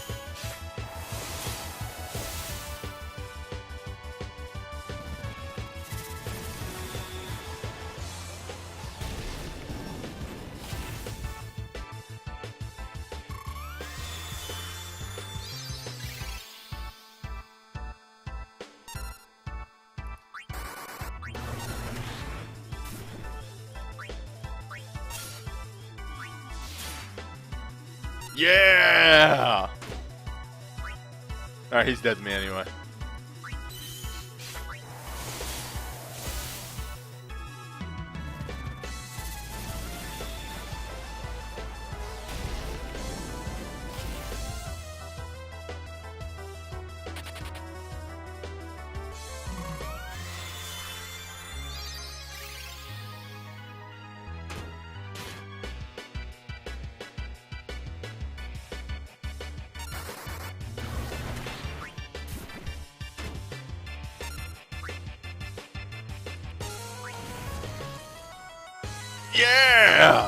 Hell yeah! We got this.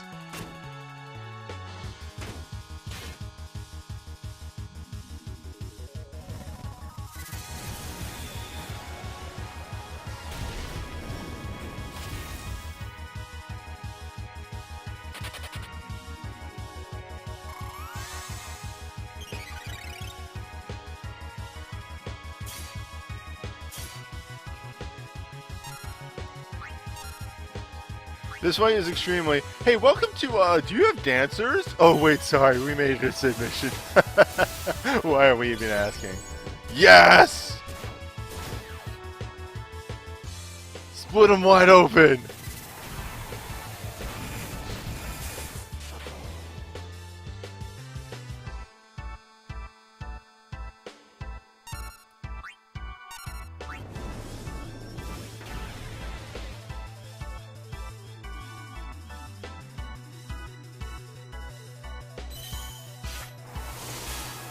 How fitting.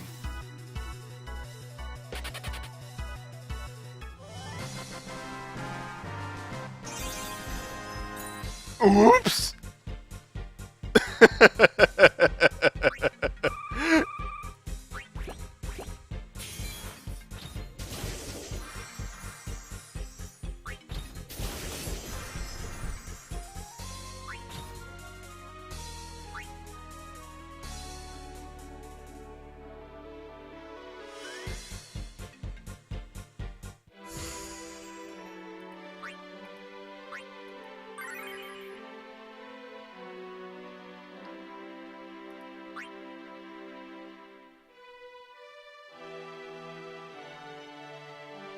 Yeah, let me just, fucking, yeah, can I get a fucking, dancer?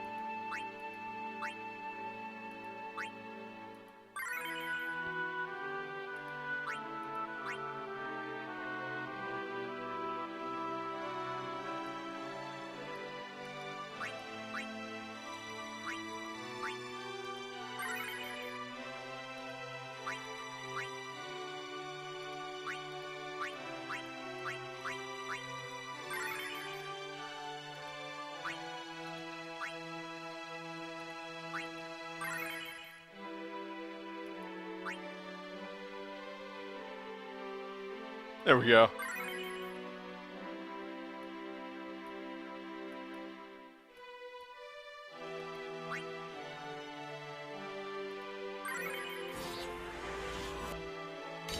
How were the Kingdom Hearts battles? Cloud was fucking rough. Cloud was real rough.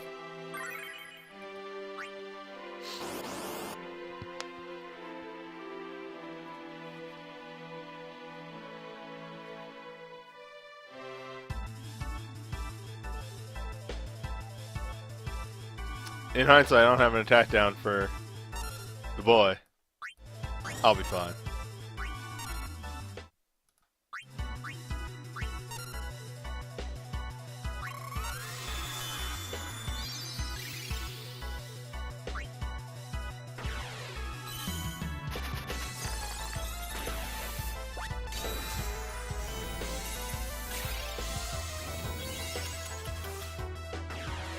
With the duel down and shit, I'll be fine. Oh, I was trying to get that off before Bloodfest. Dang.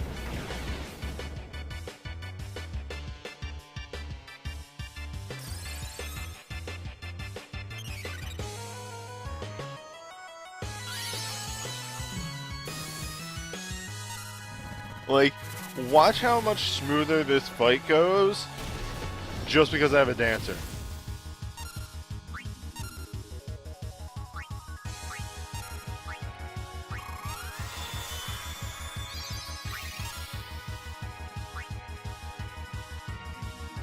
I mean, Metsu is still gonna hit like a truck. There's no avoiding that.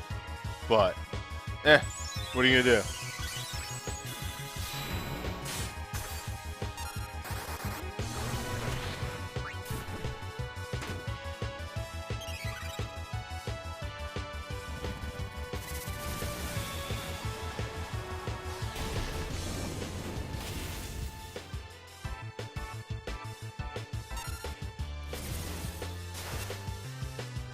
Like, even Metsu did less damage. Like, fuck. This fight is only hard because you can't bring a dancer.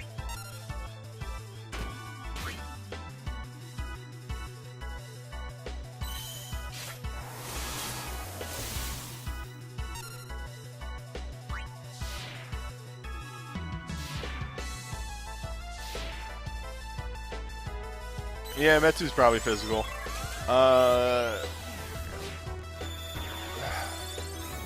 Fujin's really weird in that in her boss form, she is like weirdly split damage. She is super all over the place.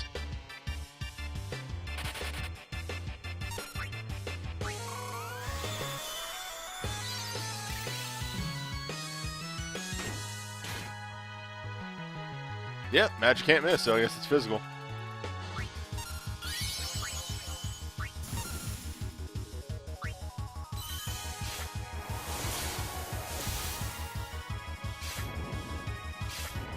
Superior Bloodfest.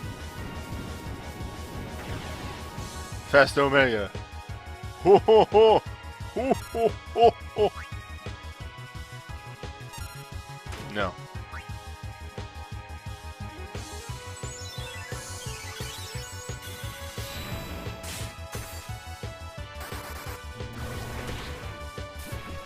Hey! Manic Volcanic. Yeah, Record Keeper's alright. It's a cool game. I like it. I stream it every week.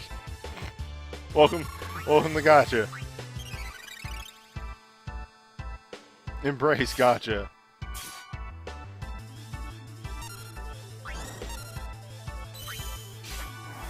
I mean, the move. Leans in extremely close to my mic. The move.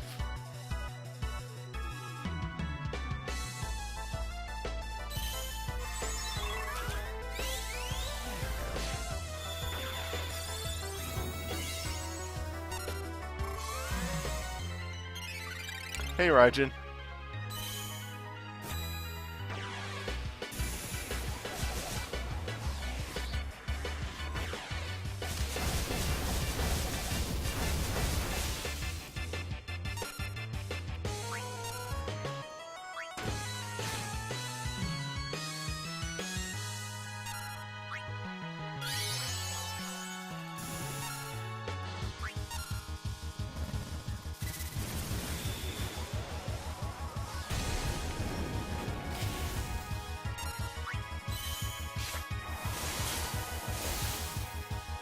Okay, there's mastery. We did the dang thing now.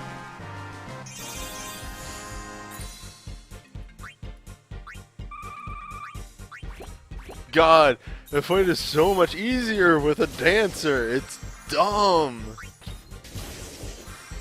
Welcome to this fight is hard because we made it hard for you.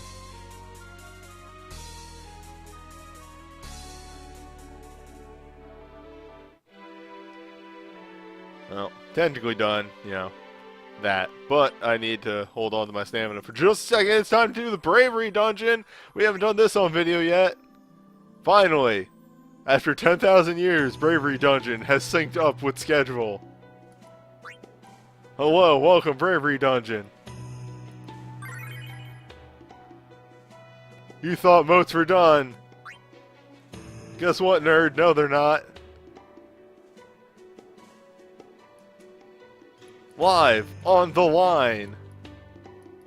Hold up, gotta scroll through all my teams. 1,000 years of teams.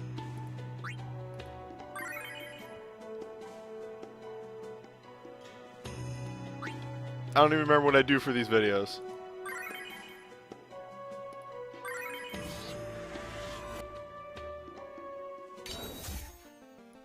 I think I like this was like Moat 2. Yeah, okay, it was Moat 2.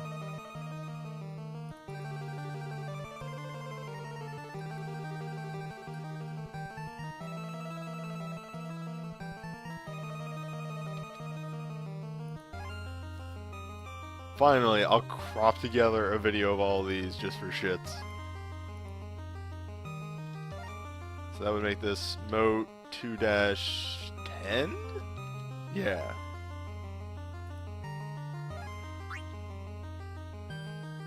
Camp. Ooh, excuse me. Oh, by the way, we are extremely going to Shadow Realm of Dragon. I just want you all to know that. This dragon, in the words of a very powerful man, is already dead. It just doesn't know it yet.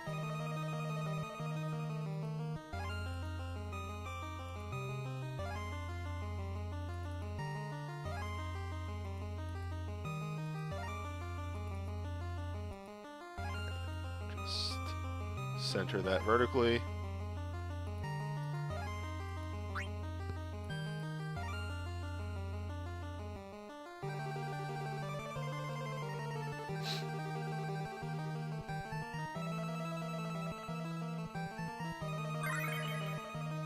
Oh.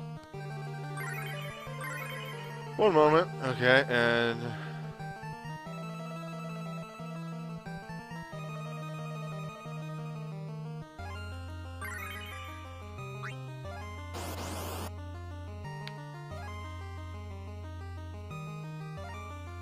that dragon can't be near Gigante. Not nearly spiky enough.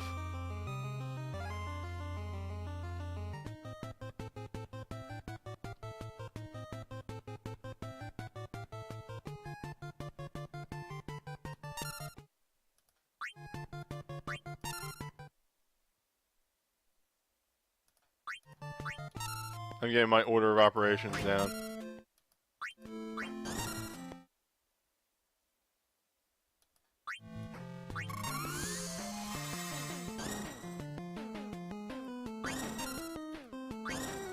Slightly out of order, but I'll live with it.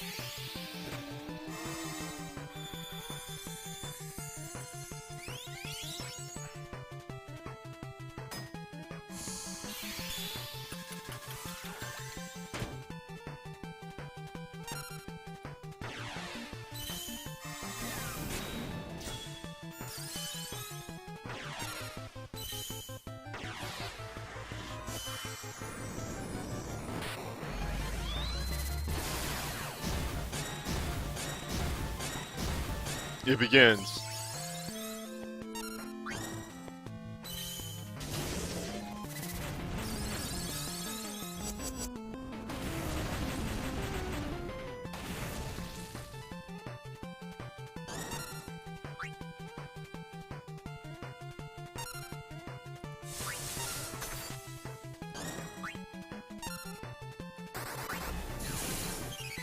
Oh right, you're already maxed in peril. There's no reason for me to use the Imperil move.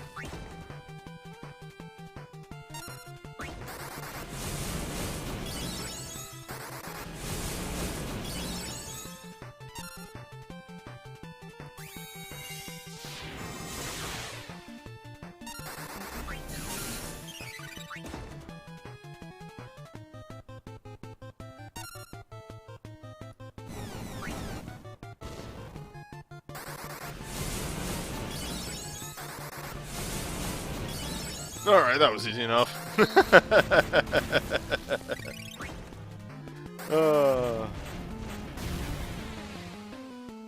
Remember when moat dungeons meant something? Mode dungeons meant a damn thing. Back in my day.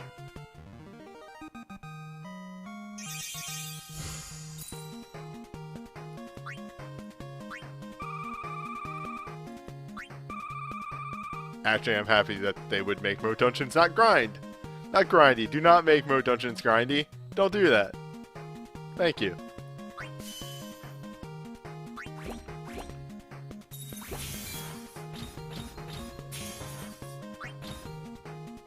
Wasn't. I'm not sure what you mean by TBFY.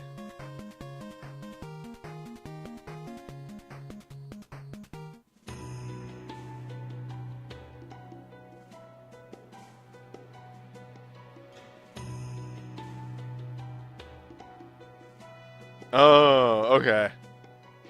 I think we'll ever see something similar to that. We have to be given the right opportunity. Like, we've been a little like less serious. I really got to get the last multiplayer up. It's sitting on my desktop, not edited. I'll probably do that tonight and put it up tomorrow. But like, there's just been no. Thank you for the host, Loon. There's just been a bunch of multiplayers in a row that we just did not feel like dealing with. So we kind of went with did I intentionally skip a fight in the rematch dungeon? Yeah, because I'll just run through that on my own. It's really simple. It's just a normal dungeon. It's not a bonus fight in any way. Yeah, let's easy raid.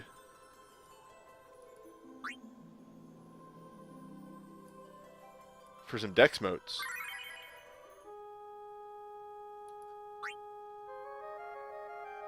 So again, pull together your favorite characters or your favorite 8 characters. Just get somebody. Do something. Have fun. Because that's what this is. This is having fun.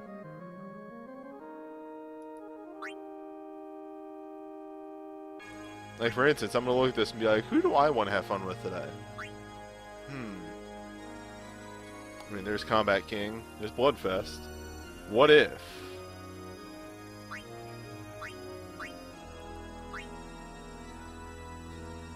Let me look at this boy. No, Wind. Meh. It's fine. Get some tank on this boy. Oh, actually, hold up. Get some tank on this boy.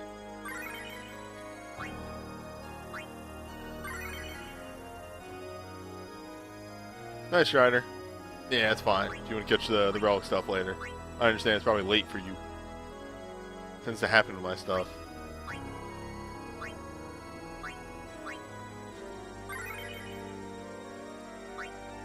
Yes.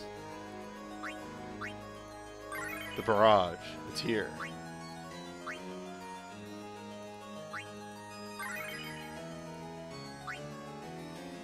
Alright. We're good. Oh wait, no we're not.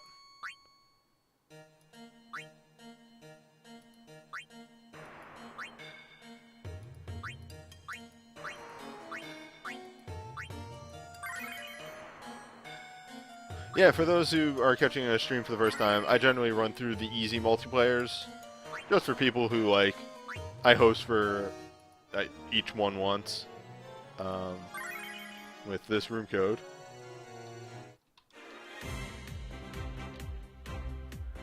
Just so people can get their clears done. And we try to have, like, not the same people jump into both fights. I would do the harder ones, but we do videos for them later, and also I do these streams long enough already. I get tired by the end of that. And then I do a relic review of the banners at the end.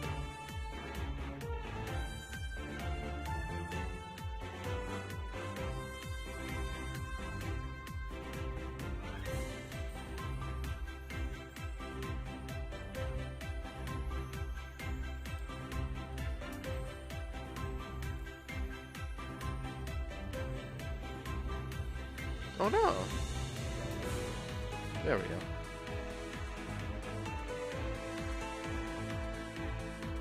I'm gonna check something real quick. Hopefully no audio problems happen.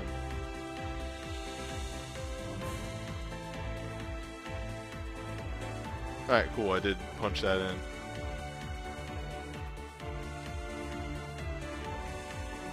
It's open to anybody.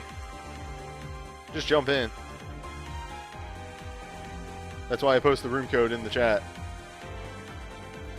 And, you know, I'll bring it up again. Just, you know, there's your room code, 1469.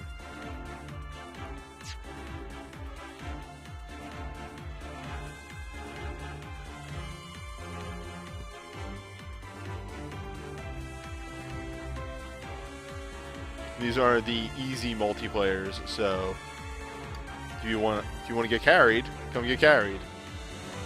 Get yourself some free motes. That's why I started doing these, is because a lot of new time players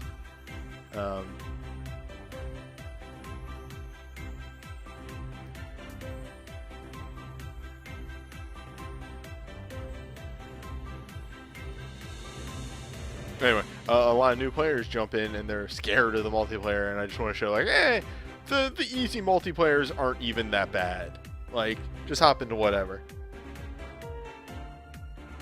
And I think that might be about who we're getting for this. So, whenever y'all are readied up, I'll throw down the let's roll to let you know.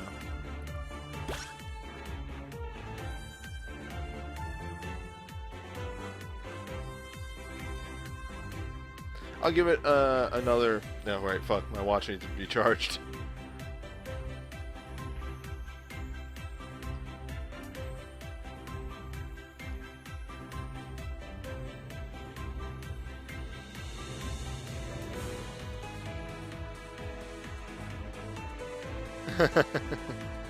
Well, let's head in with this set, and then we'll see who jumps in for the harder one. Oh shit, oh god, I just hit the button, kid, I'm sorry. I'll make sure you get in for the next set.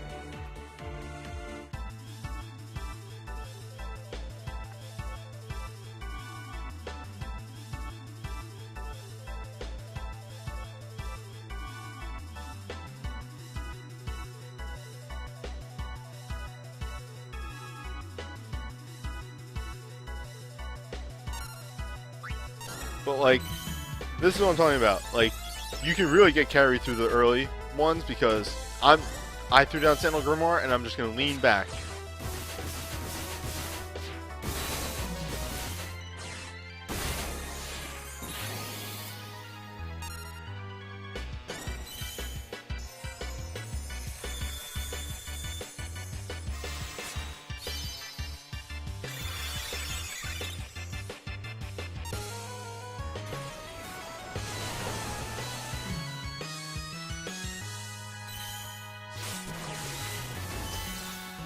The move.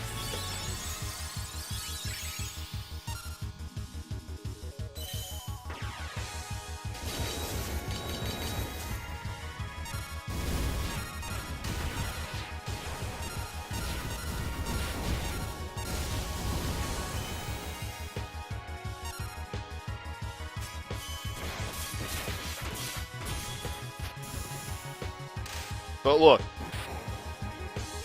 2 people killed the boss. That's what I'm talking about. Like, don't be scared to jump into the early multiplayer fights. Maybe you'll die, but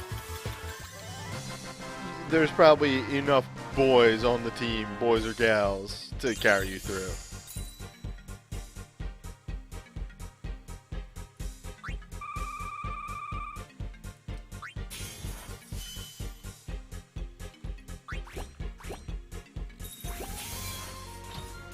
The 120 is maybe a little bit more, like, it's a little beefier, but, hey, it's all good. Anywho. Again, multiplayer's open to anyone. So, jump in. Jump on it.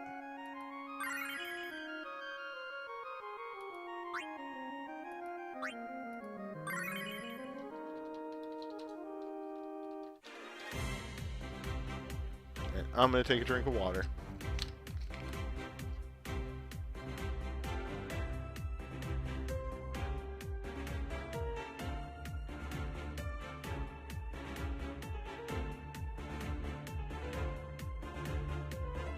Yeah, hold that last spot. Let's. I want to let a kid get in on this. Hey, there they are. Yeah, look at that Tyro.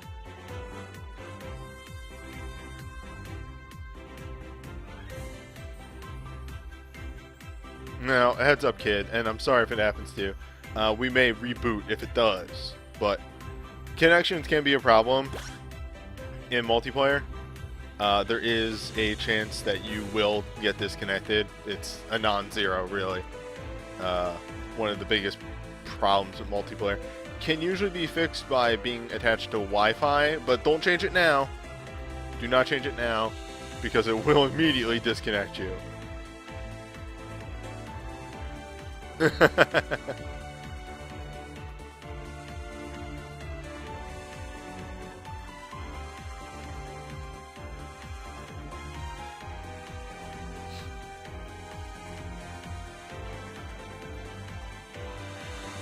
Yeah, a year later and fucking multiplayer is still a problem. Multiplayer will never not be a problem.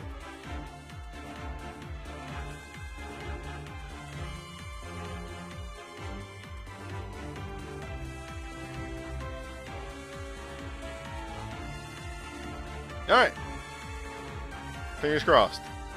Whoa.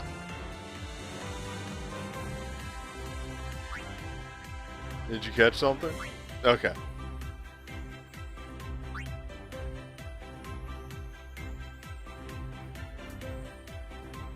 Fingers crossed. Everybody connects.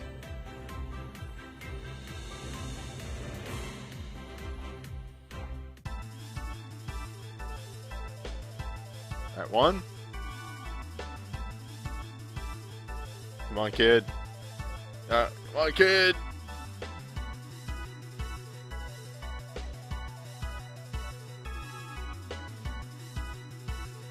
Oh, it's taking a little bit.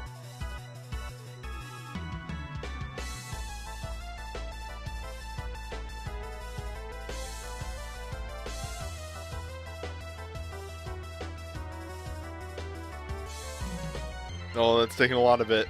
Oh, fuck. Alright. I usually don't do this too much, but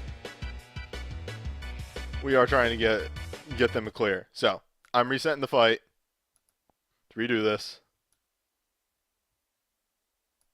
Let's get Kid in there. Let's get Kid some motes.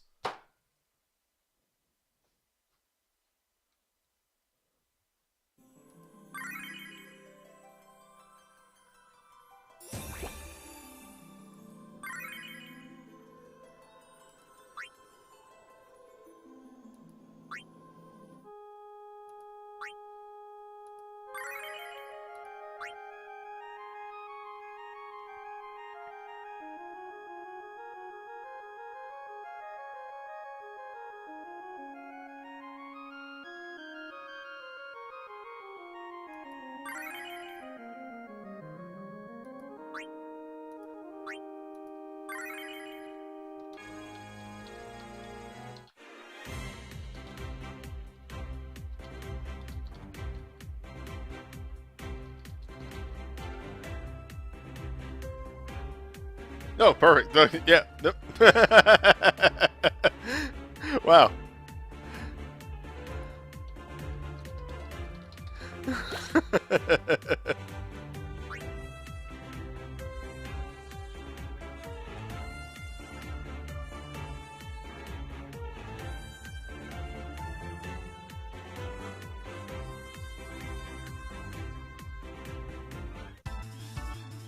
All right.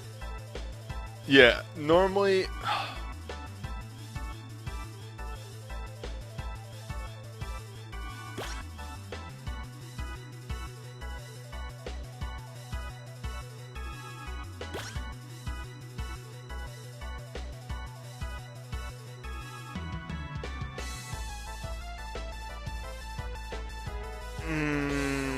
Oh, hey! Oh.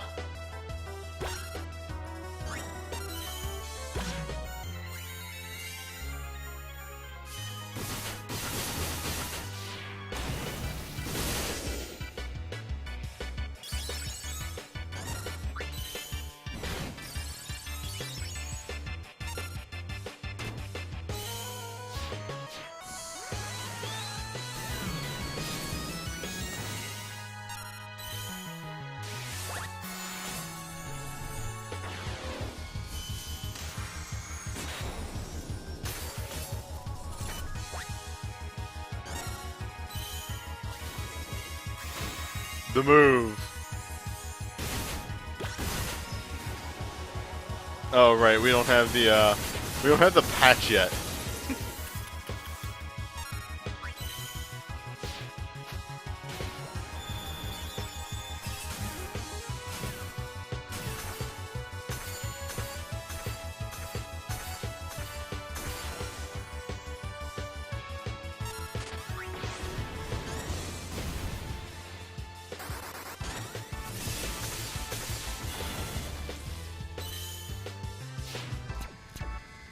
For reference, Japan actually got a patch. Jesus Christ. For Renoa's chain that actually makes it look like the FF8 Shiva. Because good, yes. Do that. As it should.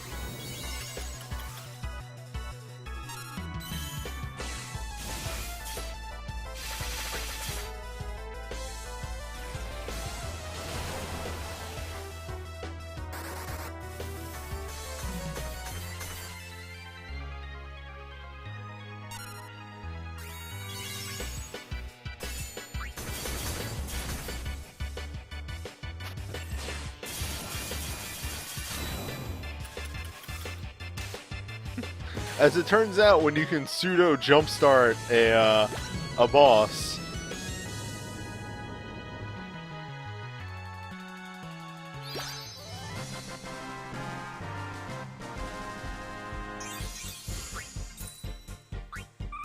before we jump into the banner talk, just a quick thing. One of the actually, let me adjust some images real fast.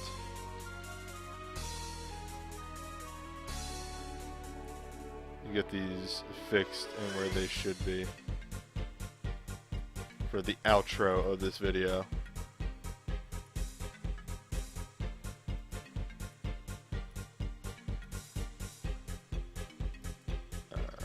Position size. Okay.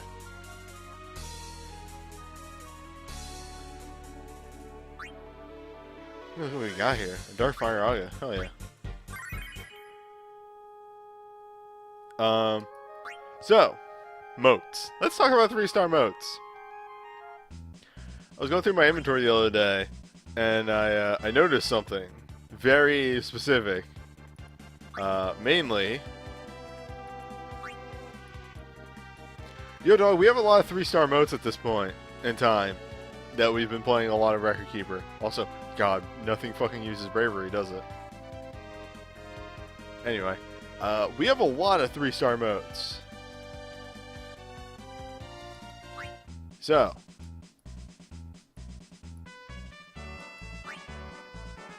I have initiated what I have lovingly called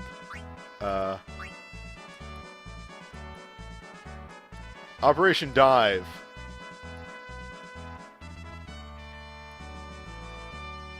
So far, I'm through realms 1 through 3 and core. Eventually, I'm going to dive every 1 to 3. Like, I'm going to go as far as I can until I hit, like, 400 in moats. And then I'll slow down and stop, and then I'll wait to gather moats again, and then we'll start diving again. Because, fuck man, what am I gonna do with 1,000 of moats?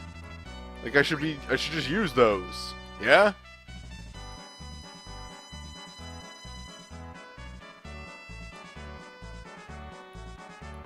Like, there's people that I have dove, that I have level 99 that I haven't dove at all, and it's like, why? Why is Marsh not dove at all? Because I forget, like, I level unlock them and then I just go on my business. So fuck it. Everybody gets dove. Everybody gets a dove. Anyway.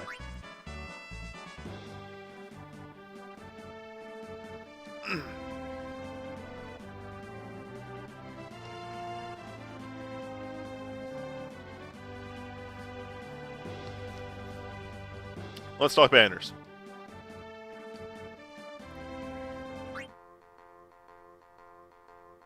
The good shit.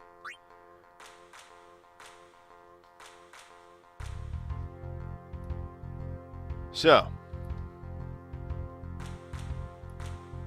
first up, we have this thrown weapon, which, good. Ice boost, good. Yes.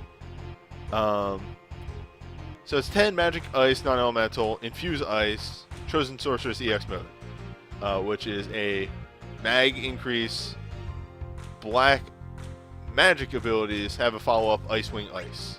Angel Wing Ice. God. Ice Wing Ice.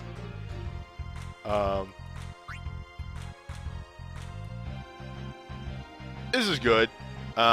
Throwing weapons I find to be surprisingly useful because you'd be amazed how many mages can use throwing weapons. Chases ice attacks with 2 to 6 ice attacks. Yeah, that makes sense. Very good for... Oh, it's a hone-based one? It doesn't say that on there.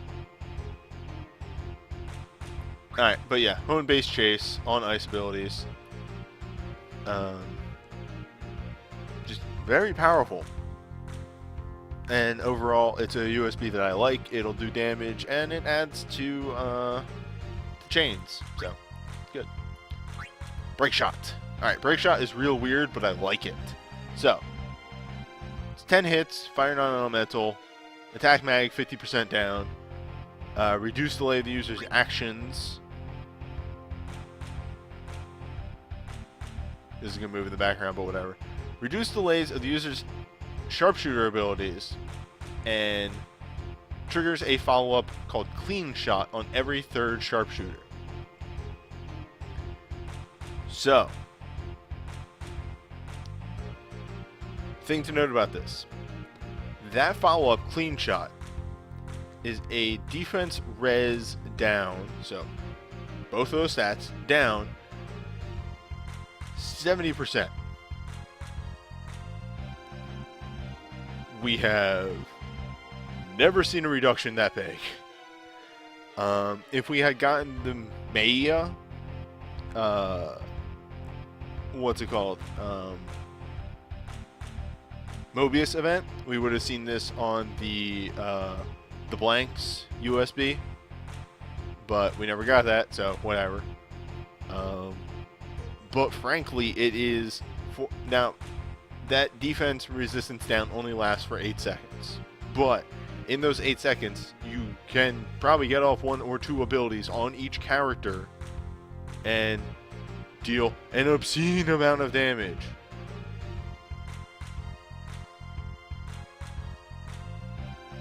And especially when you consider that it is a huge debuff that you know when this is coming out. You do 1 sharpshooter, a 2nd sharpshooter, and then you are charging up that 3rd sharpshooter. You can have the rest of your team charging soul breaks or something. Like, it's obscene. Yeah, as V Prisoner puts it, on Magicites, which have a super resistance, it is still a 14% defense resistance down, which is... you don't really see that happen too much.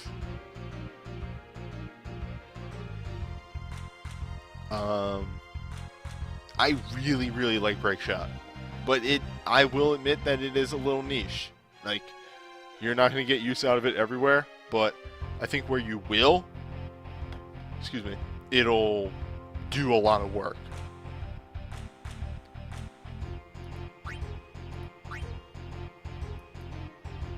Anyway, a wind boosting magic weapon, sort of the calling card of Fujin.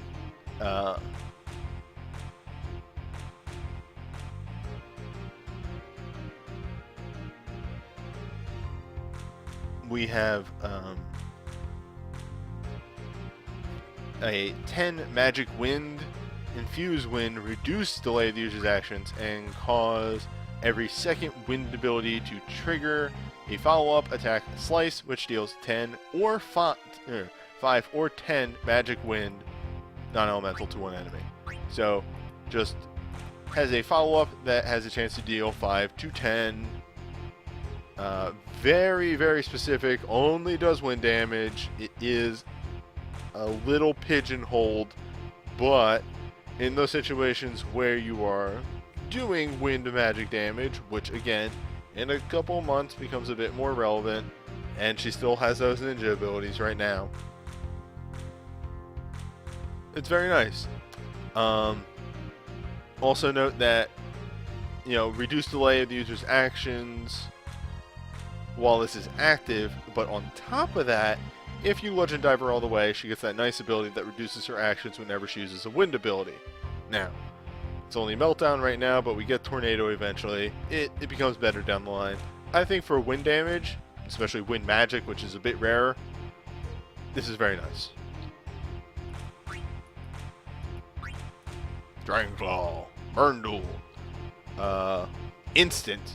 God, just always gotta punctuate that on Zell. Instant. 12 physical fire, non-elemental, infuse fire, raise attack and defense 30%, cause users critical hits to follow up with Fiery Fist, dealing 4 physical fire, non-elemental to one target. Now, downside of this, Zell does not have a crit fix on this move, but he does have crit fixes on other things. So what this is really asking you to do is to build up 2 bars on Zell and then go ham, unfortunately.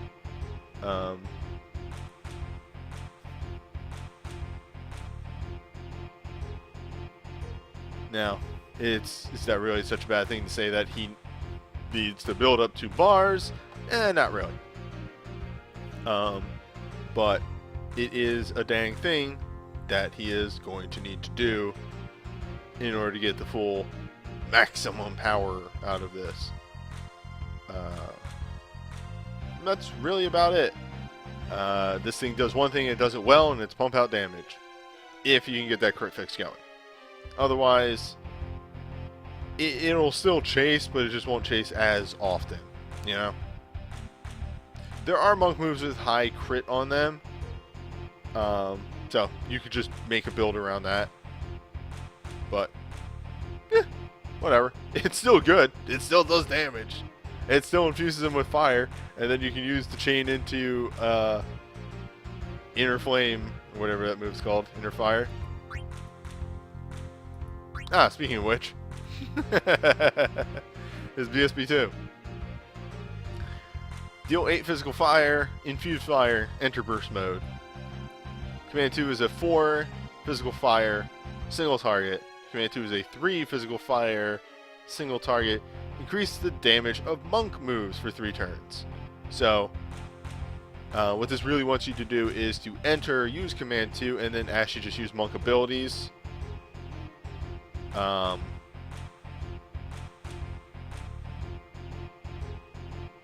And that's about it. You can use Command 1 if you are running low on ability uses, but this really wants you to use like Inner Fire or Burning Rush or something like that, and not really so much the Command 1. Command 1 still does work, but not really what this is leaning into.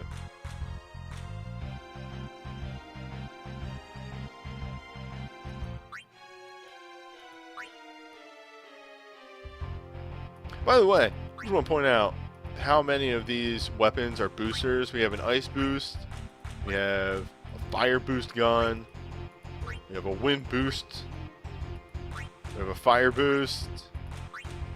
Nothing boosting on that, but then another fire boost gun. There's a lot of boosts on this banner. So just keep that in mind. Okay. 8 range physical fire, lower fire resistance, enter burst mode. Command 1, with reduced delay, sharpshooter, 4 range physical fire to 1 target. Command 2 is 2 range physical fire, God, say it 10 times fast, to 1 target. Restore 1 ability use to the user with the fewest uses, so a smart ether.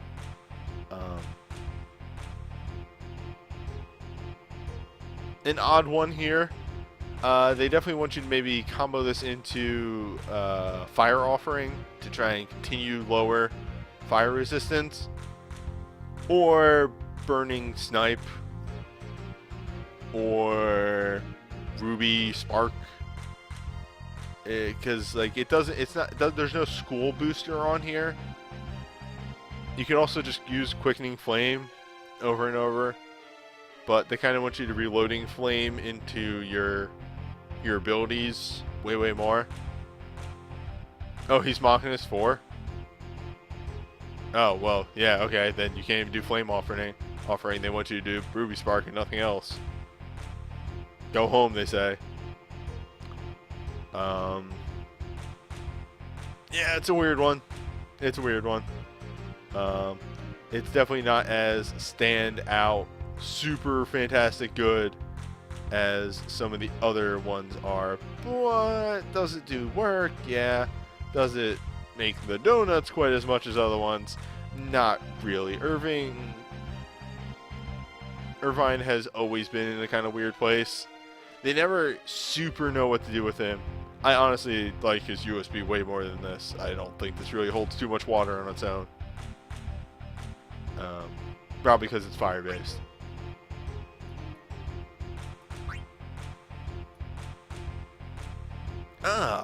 Angel Wing Ice Shards. 8 Magic Ice, Infuse Ice, enter Burst Mode. Command 1 does 4 Magic Ice with a better multiplier the higher your magic is.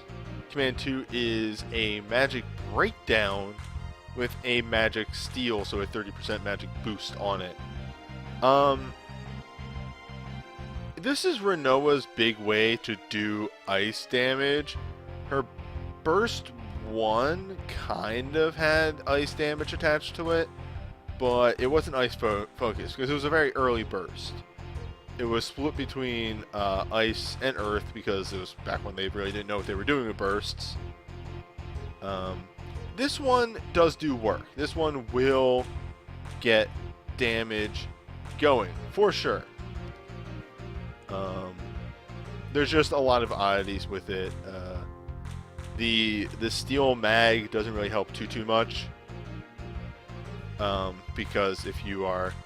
Yes, exactly. Command 2 is a glass half full sort of thing. If you have a solid mag booster on your team, for instance, I myself generally run Sheep Song. So I have my solid mag booster. So that command 2 would do nothing for me, really. But Ice Realm, or Realm of Ice, does hit very hard once it gets going. It's not 6 hits or something like that, sure, but the multiplier will generally do more damage than a 6-hit thing.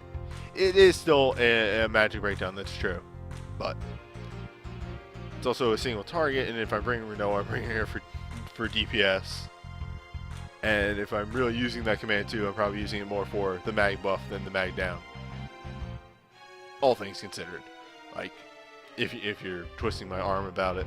But I think overall this can do work.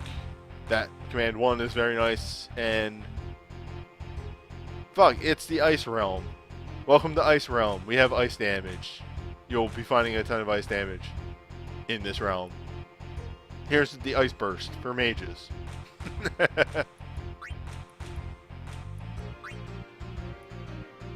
Yeah, you can play Magic Steel with Tiamat. Meanwhile, Metsu, which has no competition, 5 instant mag wind AoE, mag resistance down, 50%, enter burst mode. Command 1 is a 4-hit single target mag wind with a very short casting time. Command 2 is a single hit mag wind with a 50%, or no, not 50%, actually only 30% resistance down, but still a resistance down. This is a very good way to get your entire mag team up and running very quickly and just really kind of shitting all over any enemy that decides it wants to try and fuck with you. Instead, you just go, no, actually, Metsu, and then go to town.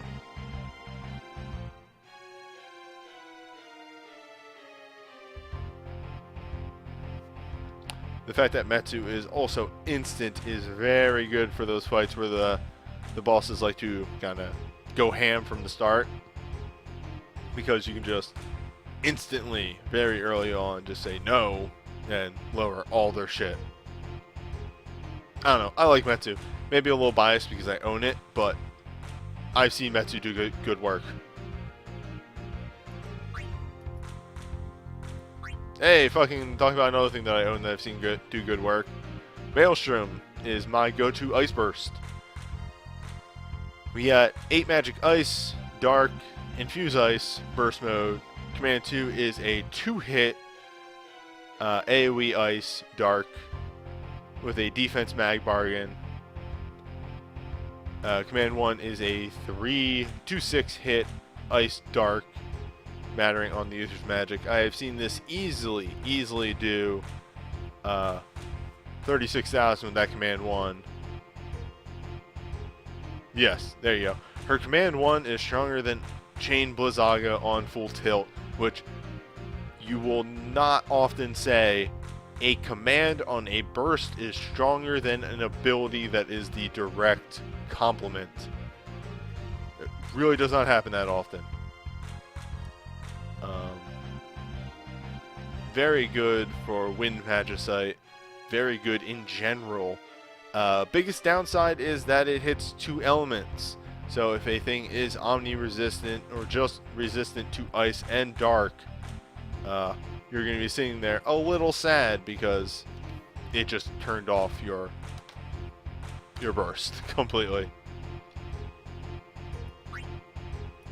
Does that boost anything? No, just ranged weapon. Alright, let's move on to Ledge Materia. Swallow's Hands to temporarily lower a target's fire resistance small amount when using sharpshooter abilities. Niche. Extremely niche. I mean, I'll take the fact that it's a fire boosting piece of armor, but this pretty much says throw Irvine on your party with Ruby Spark.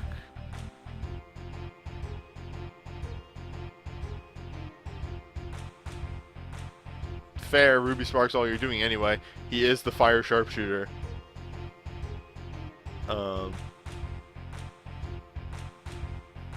I just find myself not hooting and hollering about this one too much.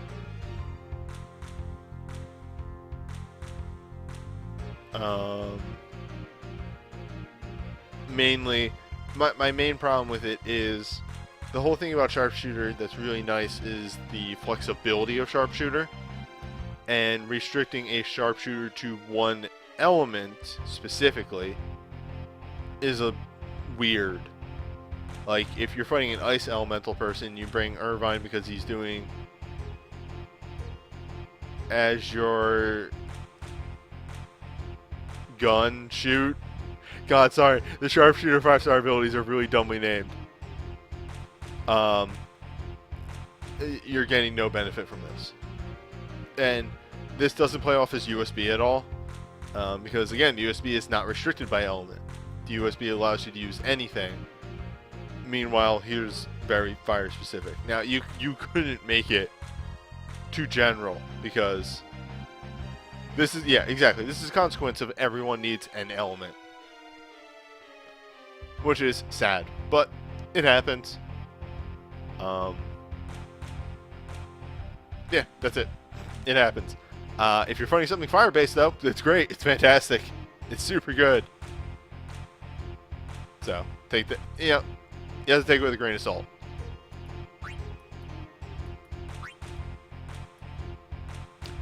Defiler of Fate. Aside from being minor ice resistance, which is good on an armor, increase user's mag a small amount proportional to the number of black magic attacks the user has used. It's alright. It's not fantastic. It will allow you to maybe not invest as much, and it synergizes with her BSB2. That's the big thing. This is meant to synergize with the BSB2, but with enough mag boosts, it's not hard to hit the mag cap 90% of the time. So it's like, what, a 20% boost? 10% boost? I don't know. It's probably 20. But the nice thing about this is it does allow you to slap a Renoa on a more physical team and not have to worry about giving her 1,000 mag boosts and use that BSB2.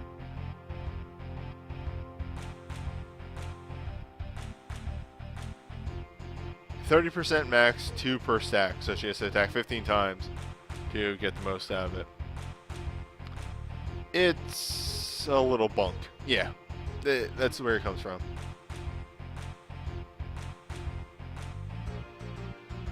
I don't like ever just saying something is bad, because that kind of, like, for anybody who actually pulls a thing, it devalues their pull. There are very few things that I will ever say in Record Keeper are flat out bad, and it's usually they synergize with nothing. But again, like, it has its place, which is like slapping on a physical team, that kind of stuff. It just ramps up too slow. I think if it was 5% per use, it would be better. But it just ramps up too slowly. That's the big thing. 5% per cast at a cap of 30 would be great. She would be ramped up after 6 casts. Then, yeah, fantastic. The 2% per stack is just way too slow. Especially with the way that everything is, like, speed kill, you're only going to get like 5 turns off. It's just, no, it's not that great.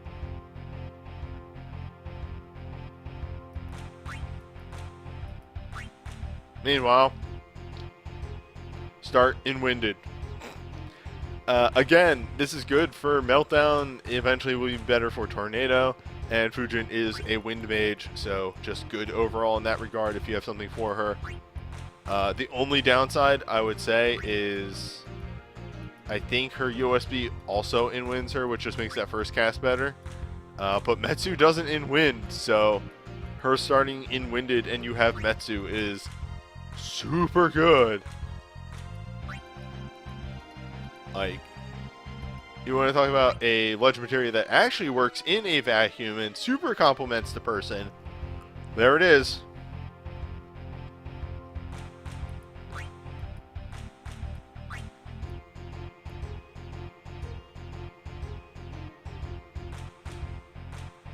Hey, remember how Zell had that crit problem for his USB?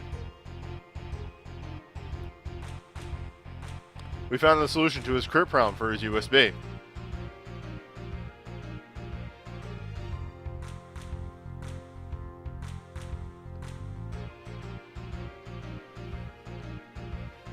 In a vacuum, this is fantastic.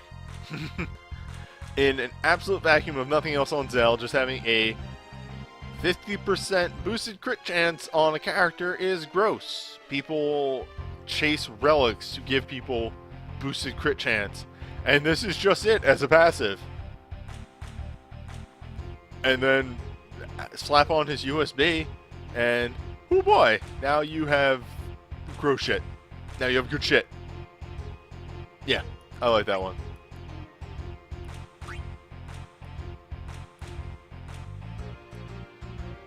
Moderate chance to reduce the delay of the user's actions for 1 turn when using ice abilities, with minor dark resist. Adia, you're just all over the place, aren't you? Always all over the place. I like this. Making mages go faster is always a good thing. And synergizes with Witch, synergizes with BSB, synergizes with Chain Blizzaga, synergizes with Vortex whenever we get that down the line. Yeah, this is alright.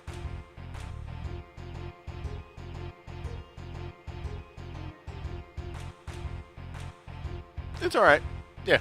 Can't really say too much more then. It's alright. It's good. Works in vacuum. Better with brakes. And overall, a very mixed banner, but I think the best way you can put it is very strong into ice, fire, and wind elements. There is a good showing of all that here.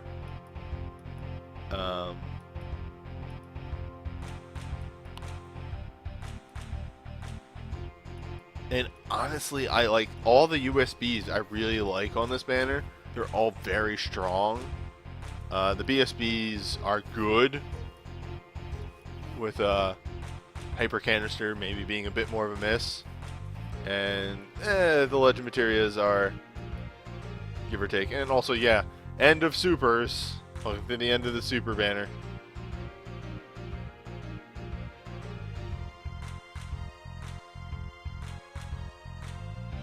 Oh, it's alright. It's a pretty good banner. Whoa-oh. One moment. I forget that this happens from time to time.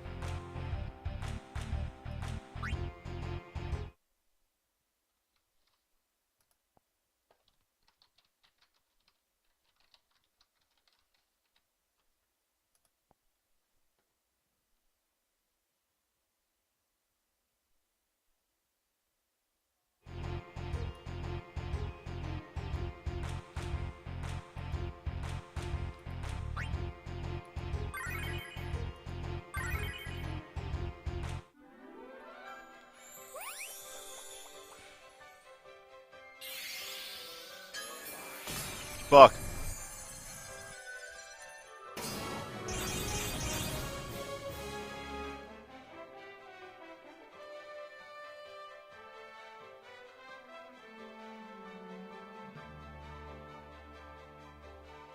Hi. How you doing?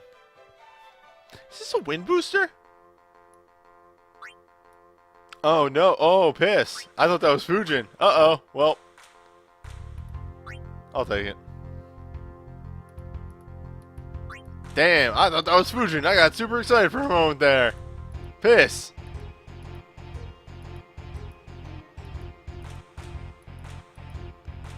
Yeah, they look very different, don't they? Oh well.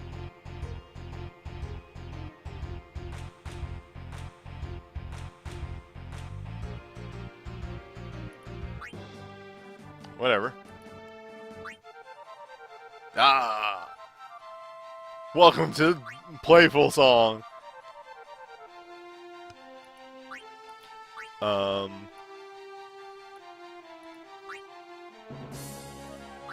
So, welcome to Squall. And the Sword Curse.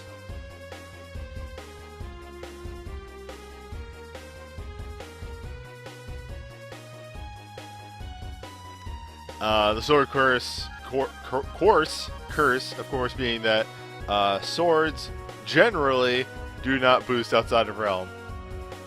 Also, welcome to Brutal Blast, as Beeperser puts it, the USB with issues.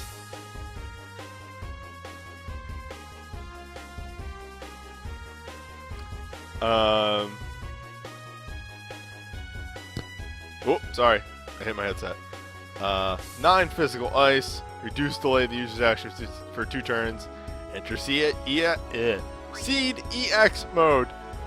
Every second Spellblade use by the user has follow-up of Shattering Finish, dealing 4 physical, ice, non-elemental to all targets. EX modes last 15 seconds.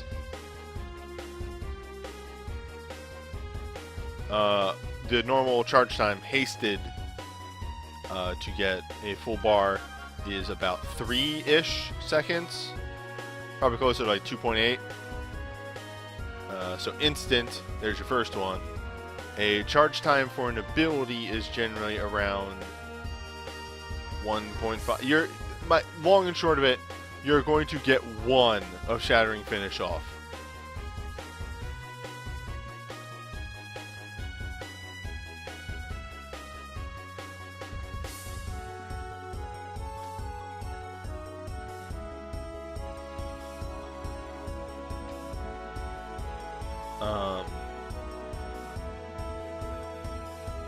Yes, and as pointed out in the chat, his double cast doesn't stack the EX mode. It doesn't. You can't double cast on the first use and instantly do Shattering Finish. It just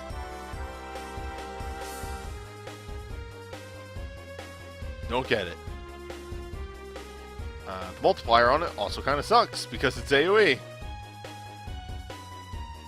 So, oops.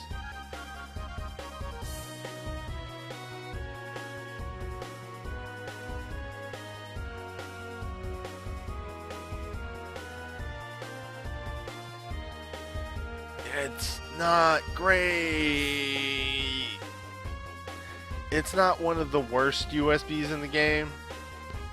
And I can definitely see some usage of this.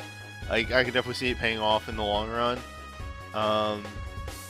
But Squall definitely suffered from them trying to pull back from Cloud USB and making that too powerful.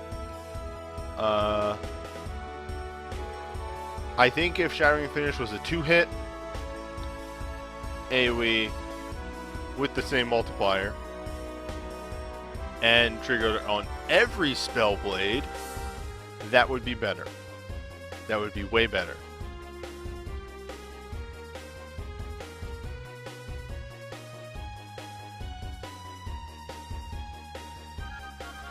Unfortunately, it does fall a little flat in its current state. That's my point on it. Alright, let's whoop, whoop, whoop, whoop, whoop. Whoa, looped around. Hold up. And we're good. Okay.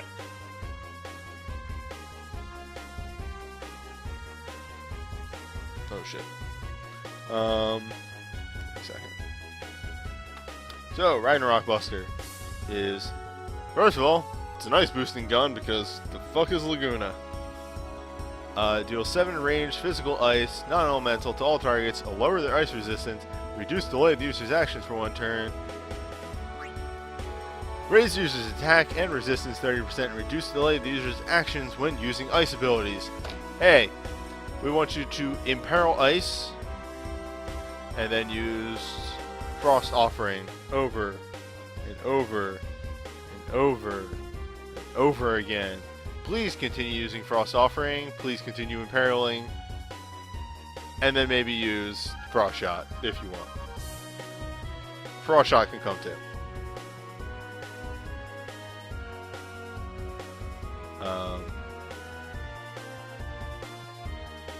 Oh no, this is pretty cool.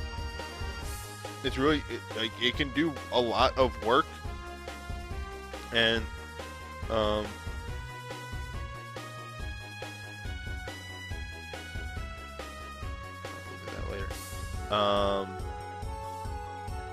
and like I just mentioned the synergy there for you. It is intended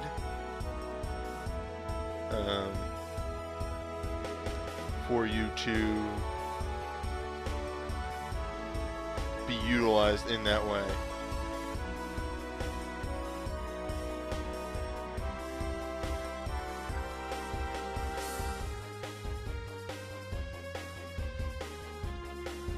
Sorry, give me a minute. Somebody's messaging me on the side here, and I'm trying to take care of this as fast as possible. Yes, anyway, this is meant to imperil ice and then continue imperiling forever. That's it. Sorry, I got a little distracted there.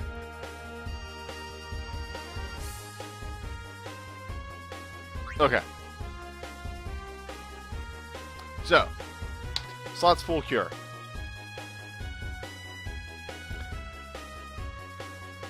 An instant big heal with last stand major regen. It's good. Like, that's it. That's it. Slots for cure is really good.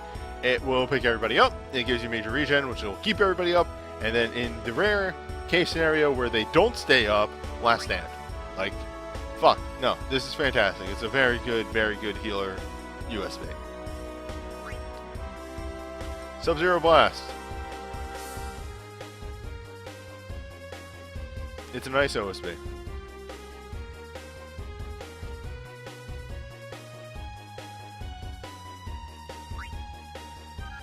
That's it. It's a nice OSB. What do you want? It does, yeah, OSB out of 10. It does that OSB thing where it's ice. My 4-star Magicite team involves OSB span. Don't at me. Whatever. I don't hate OSBs. It's just that what the fuck do you say about an OSB? It does big damage.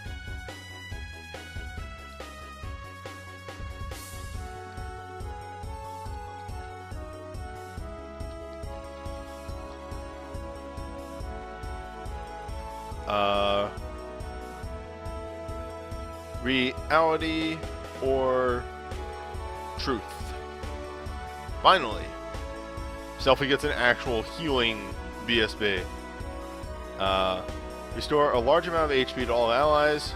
Raise their resistance 100%. And burst mode. Command 1, single target heal. Command 2, Medica. That's it.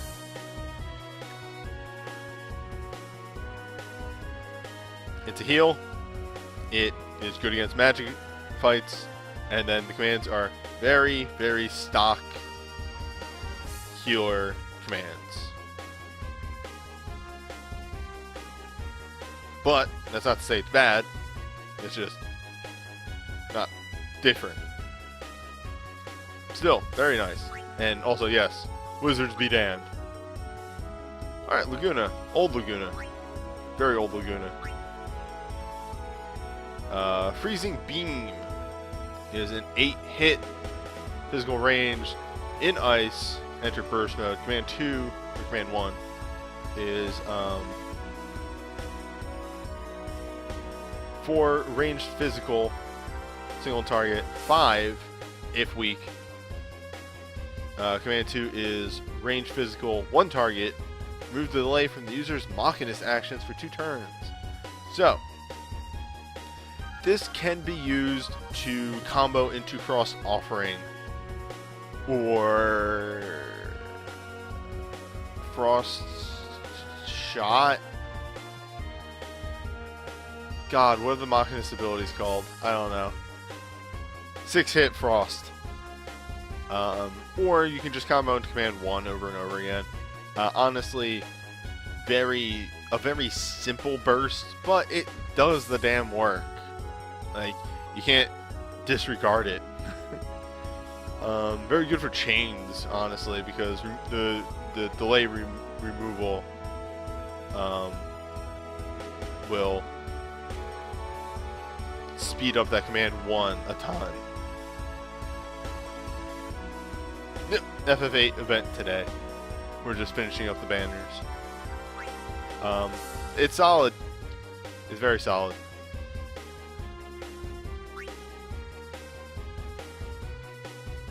Alright, let's talk about King Shit of Ice Mountain. Steely Blade. 8-hit physical ice in ice burst mode. Command 1 is a 2-hit and a stack razor. So you get junction level 1, then 2, then 3. Command 2 is 4 to 7 hits, battering on your junction level. This increases the number of hits, power, and critical hit chance for those hits.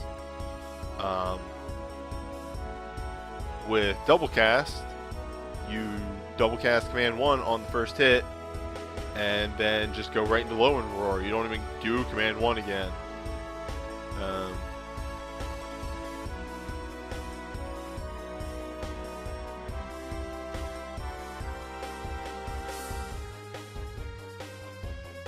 I really don't have much more to say about this.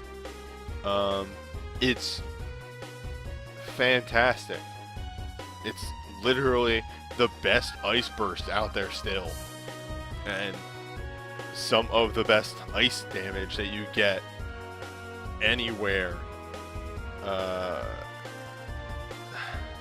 He just does so much with it. He just does so much. Like, it's crazy.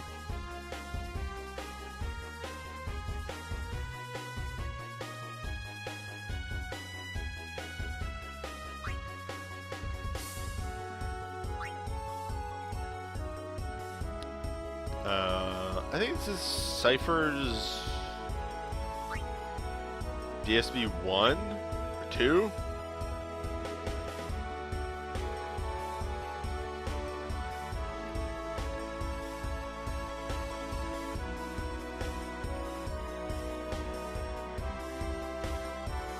This is the DSB 1. Okay. Deal 8 physical dark to one target. Sentinel. And then I think enter burst mode. Command 1 is a 4-hit. Defense resistance down. So defense 100% down. Resistance 50% down. And then grant a barrier that reflects damage. The more times you use the ability, the more times, the more damage you reflect. I think he uses 3 times, and then he reflects 300% of the damage he takes. Command 2 is Downfall, which is a single hit that drains.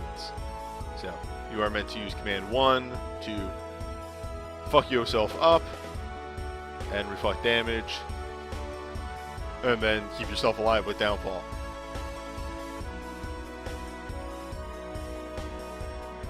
I like this. It's not fantastic. Like, it's not super good. It really isn't. But, man, the gimmick here is so cool. The major downfall of this is how much you can't really taunt stuff in high-end content. They're really rude to you with nat stuff. So it falls off there real hard.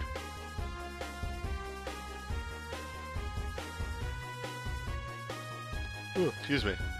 But yeah, aside from that, if you can get that gimmick going, it actually works. I've seen this do good work, but the problem is actually getting that going. Oh, is it 8 uses to cap the multiplier? That's a little stinky, but eh.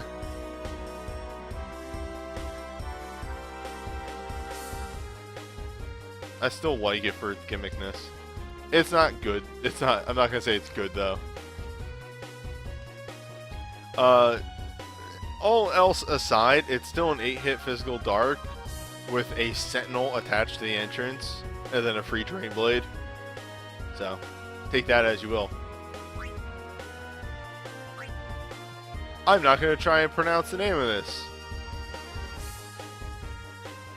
10 physical dark ice to one target. Increase attack mag of the party 30%. Enter burst mode. Command 1 is ice dark single target. Defense down. Command 2 is ice dark single target. Resistance down.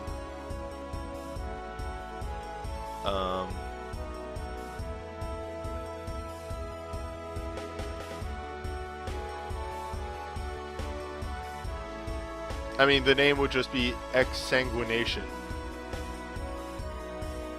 I would think.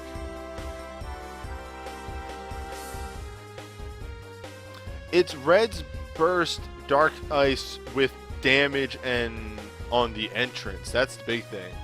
Remember that Red's Burst doesn't do damage. It just doesn't attack Mag Up.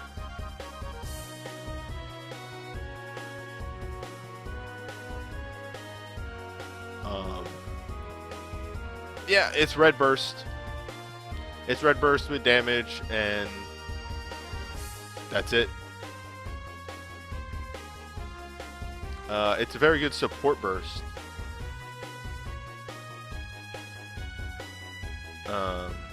And that's about all I can say about it.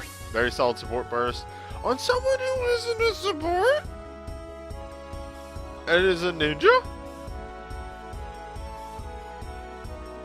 So there's that.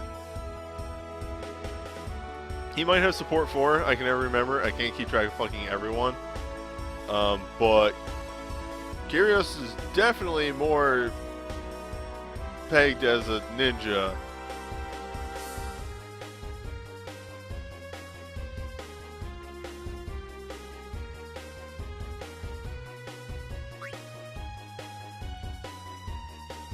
Anyway, Massive Anchor. Here's the good shit. 7 jump, Earth, Wind, to all, infuse Earth, haste and burst mode. 2 jump, Earth, Wind, reduce delay of. Hold up. Lands immediately and has reduced delay for each time the ability is used, up to 4 times. Deal 4 range physical Earth Wind to all targets and temporarily lower the user's defense and raise attack. So it's an attack defense bargain. But yes, this is actually good now. Not because Ward is a Dragoon. Fuck that. It's because we have Earth heavy abilities now.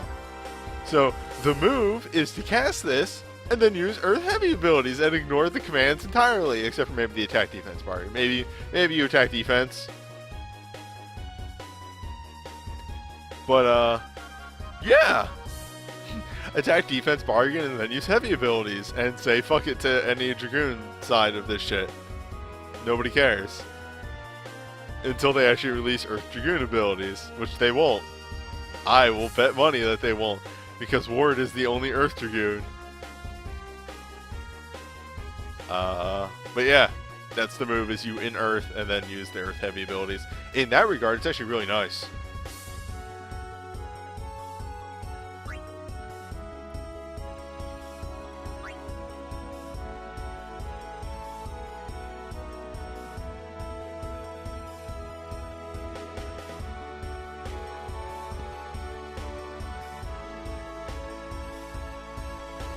Excuse me. Anyway.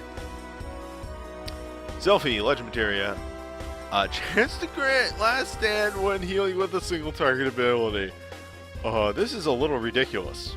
Especially considering the fact that she just got a BSB that heals single target. Yeah, no, it's gross. Chance, that is true. Chance of Guts is generally not something you're looking for. But it still helps out in a way.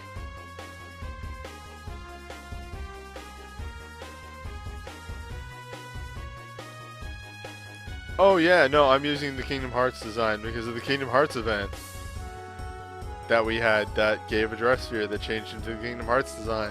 Welcome, Record Keeper. Yeah, I would rate this Legend Materia better than Chance of Asuna out of 10. And that's it. Chance of starting nice. Good. Combos well with no spell strike, and really if you have anything for Squall, it combos even better.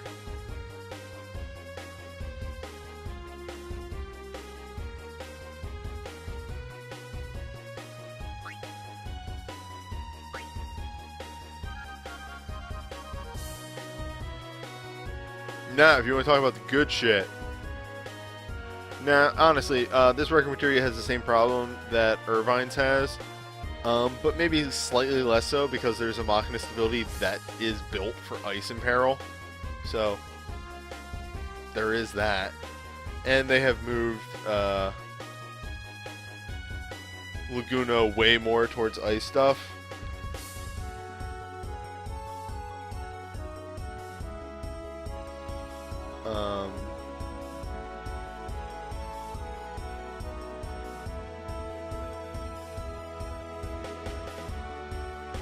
It's interesting, but yeah, it does have a bit of the same problem that Irvine's has, in that it's like Machinist is built because it's the most versatile, one of the most versatile skill sets, but we pigeonholed somebody into a certain element.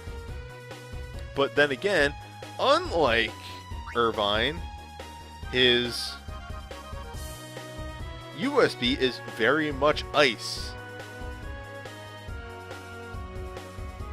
So, it less pigeonholes Irvine. It's an okay legend materia. I feel like it's a bit too specific for what it does. Won't help out newer players, but will help out later players, I think is where I firmly put it. And then finally, because my throat is starting to go, increases attack a moderate amount proportional to the number of attacks users taken. Hey, guess what? I'm a knight.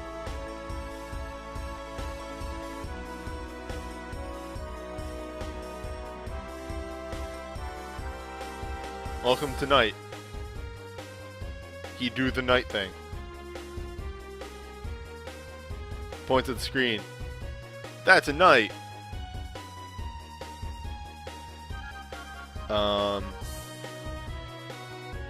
I mean, it's gonna do what you want to do.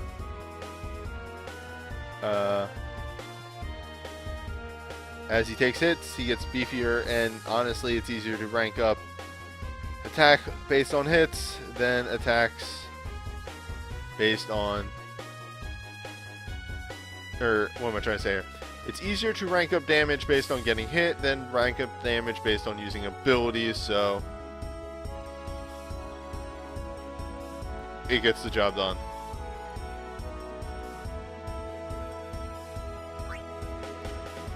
All in all, I actually rank this banner a bit less.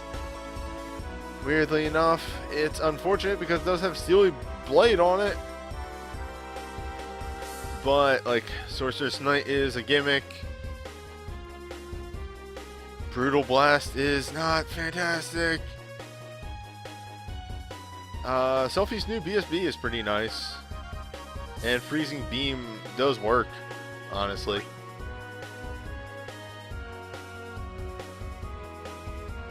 But, honestly, I think Banner 1 has more hits than Banner 2. Banner 2 has a stronger hit on it in Steely Blade, but you're more likely to get a hit on Banner 1 than you are on Banner 2. That's the way I put it. And I think that is my final verdict. It's an okay banner. I like Banner 1 better, but at the same time, the draw of Steely Blade, the power of Steely Blade. Powerful.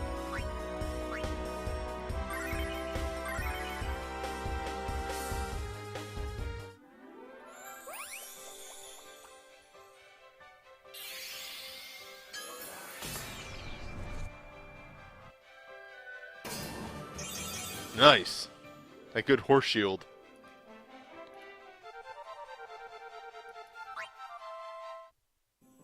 Alright.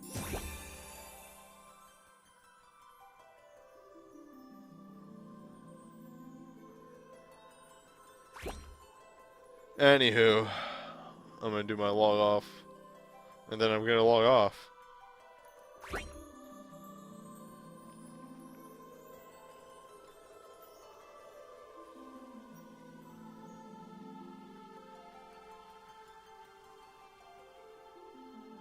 Anywho, that's it for the FF8 event. Next time, you got FF9 with a very strong event, with a very strong ability that I've been waiting ages for in it. And apparently some very strong banners, but that's more for later. I'll see you then.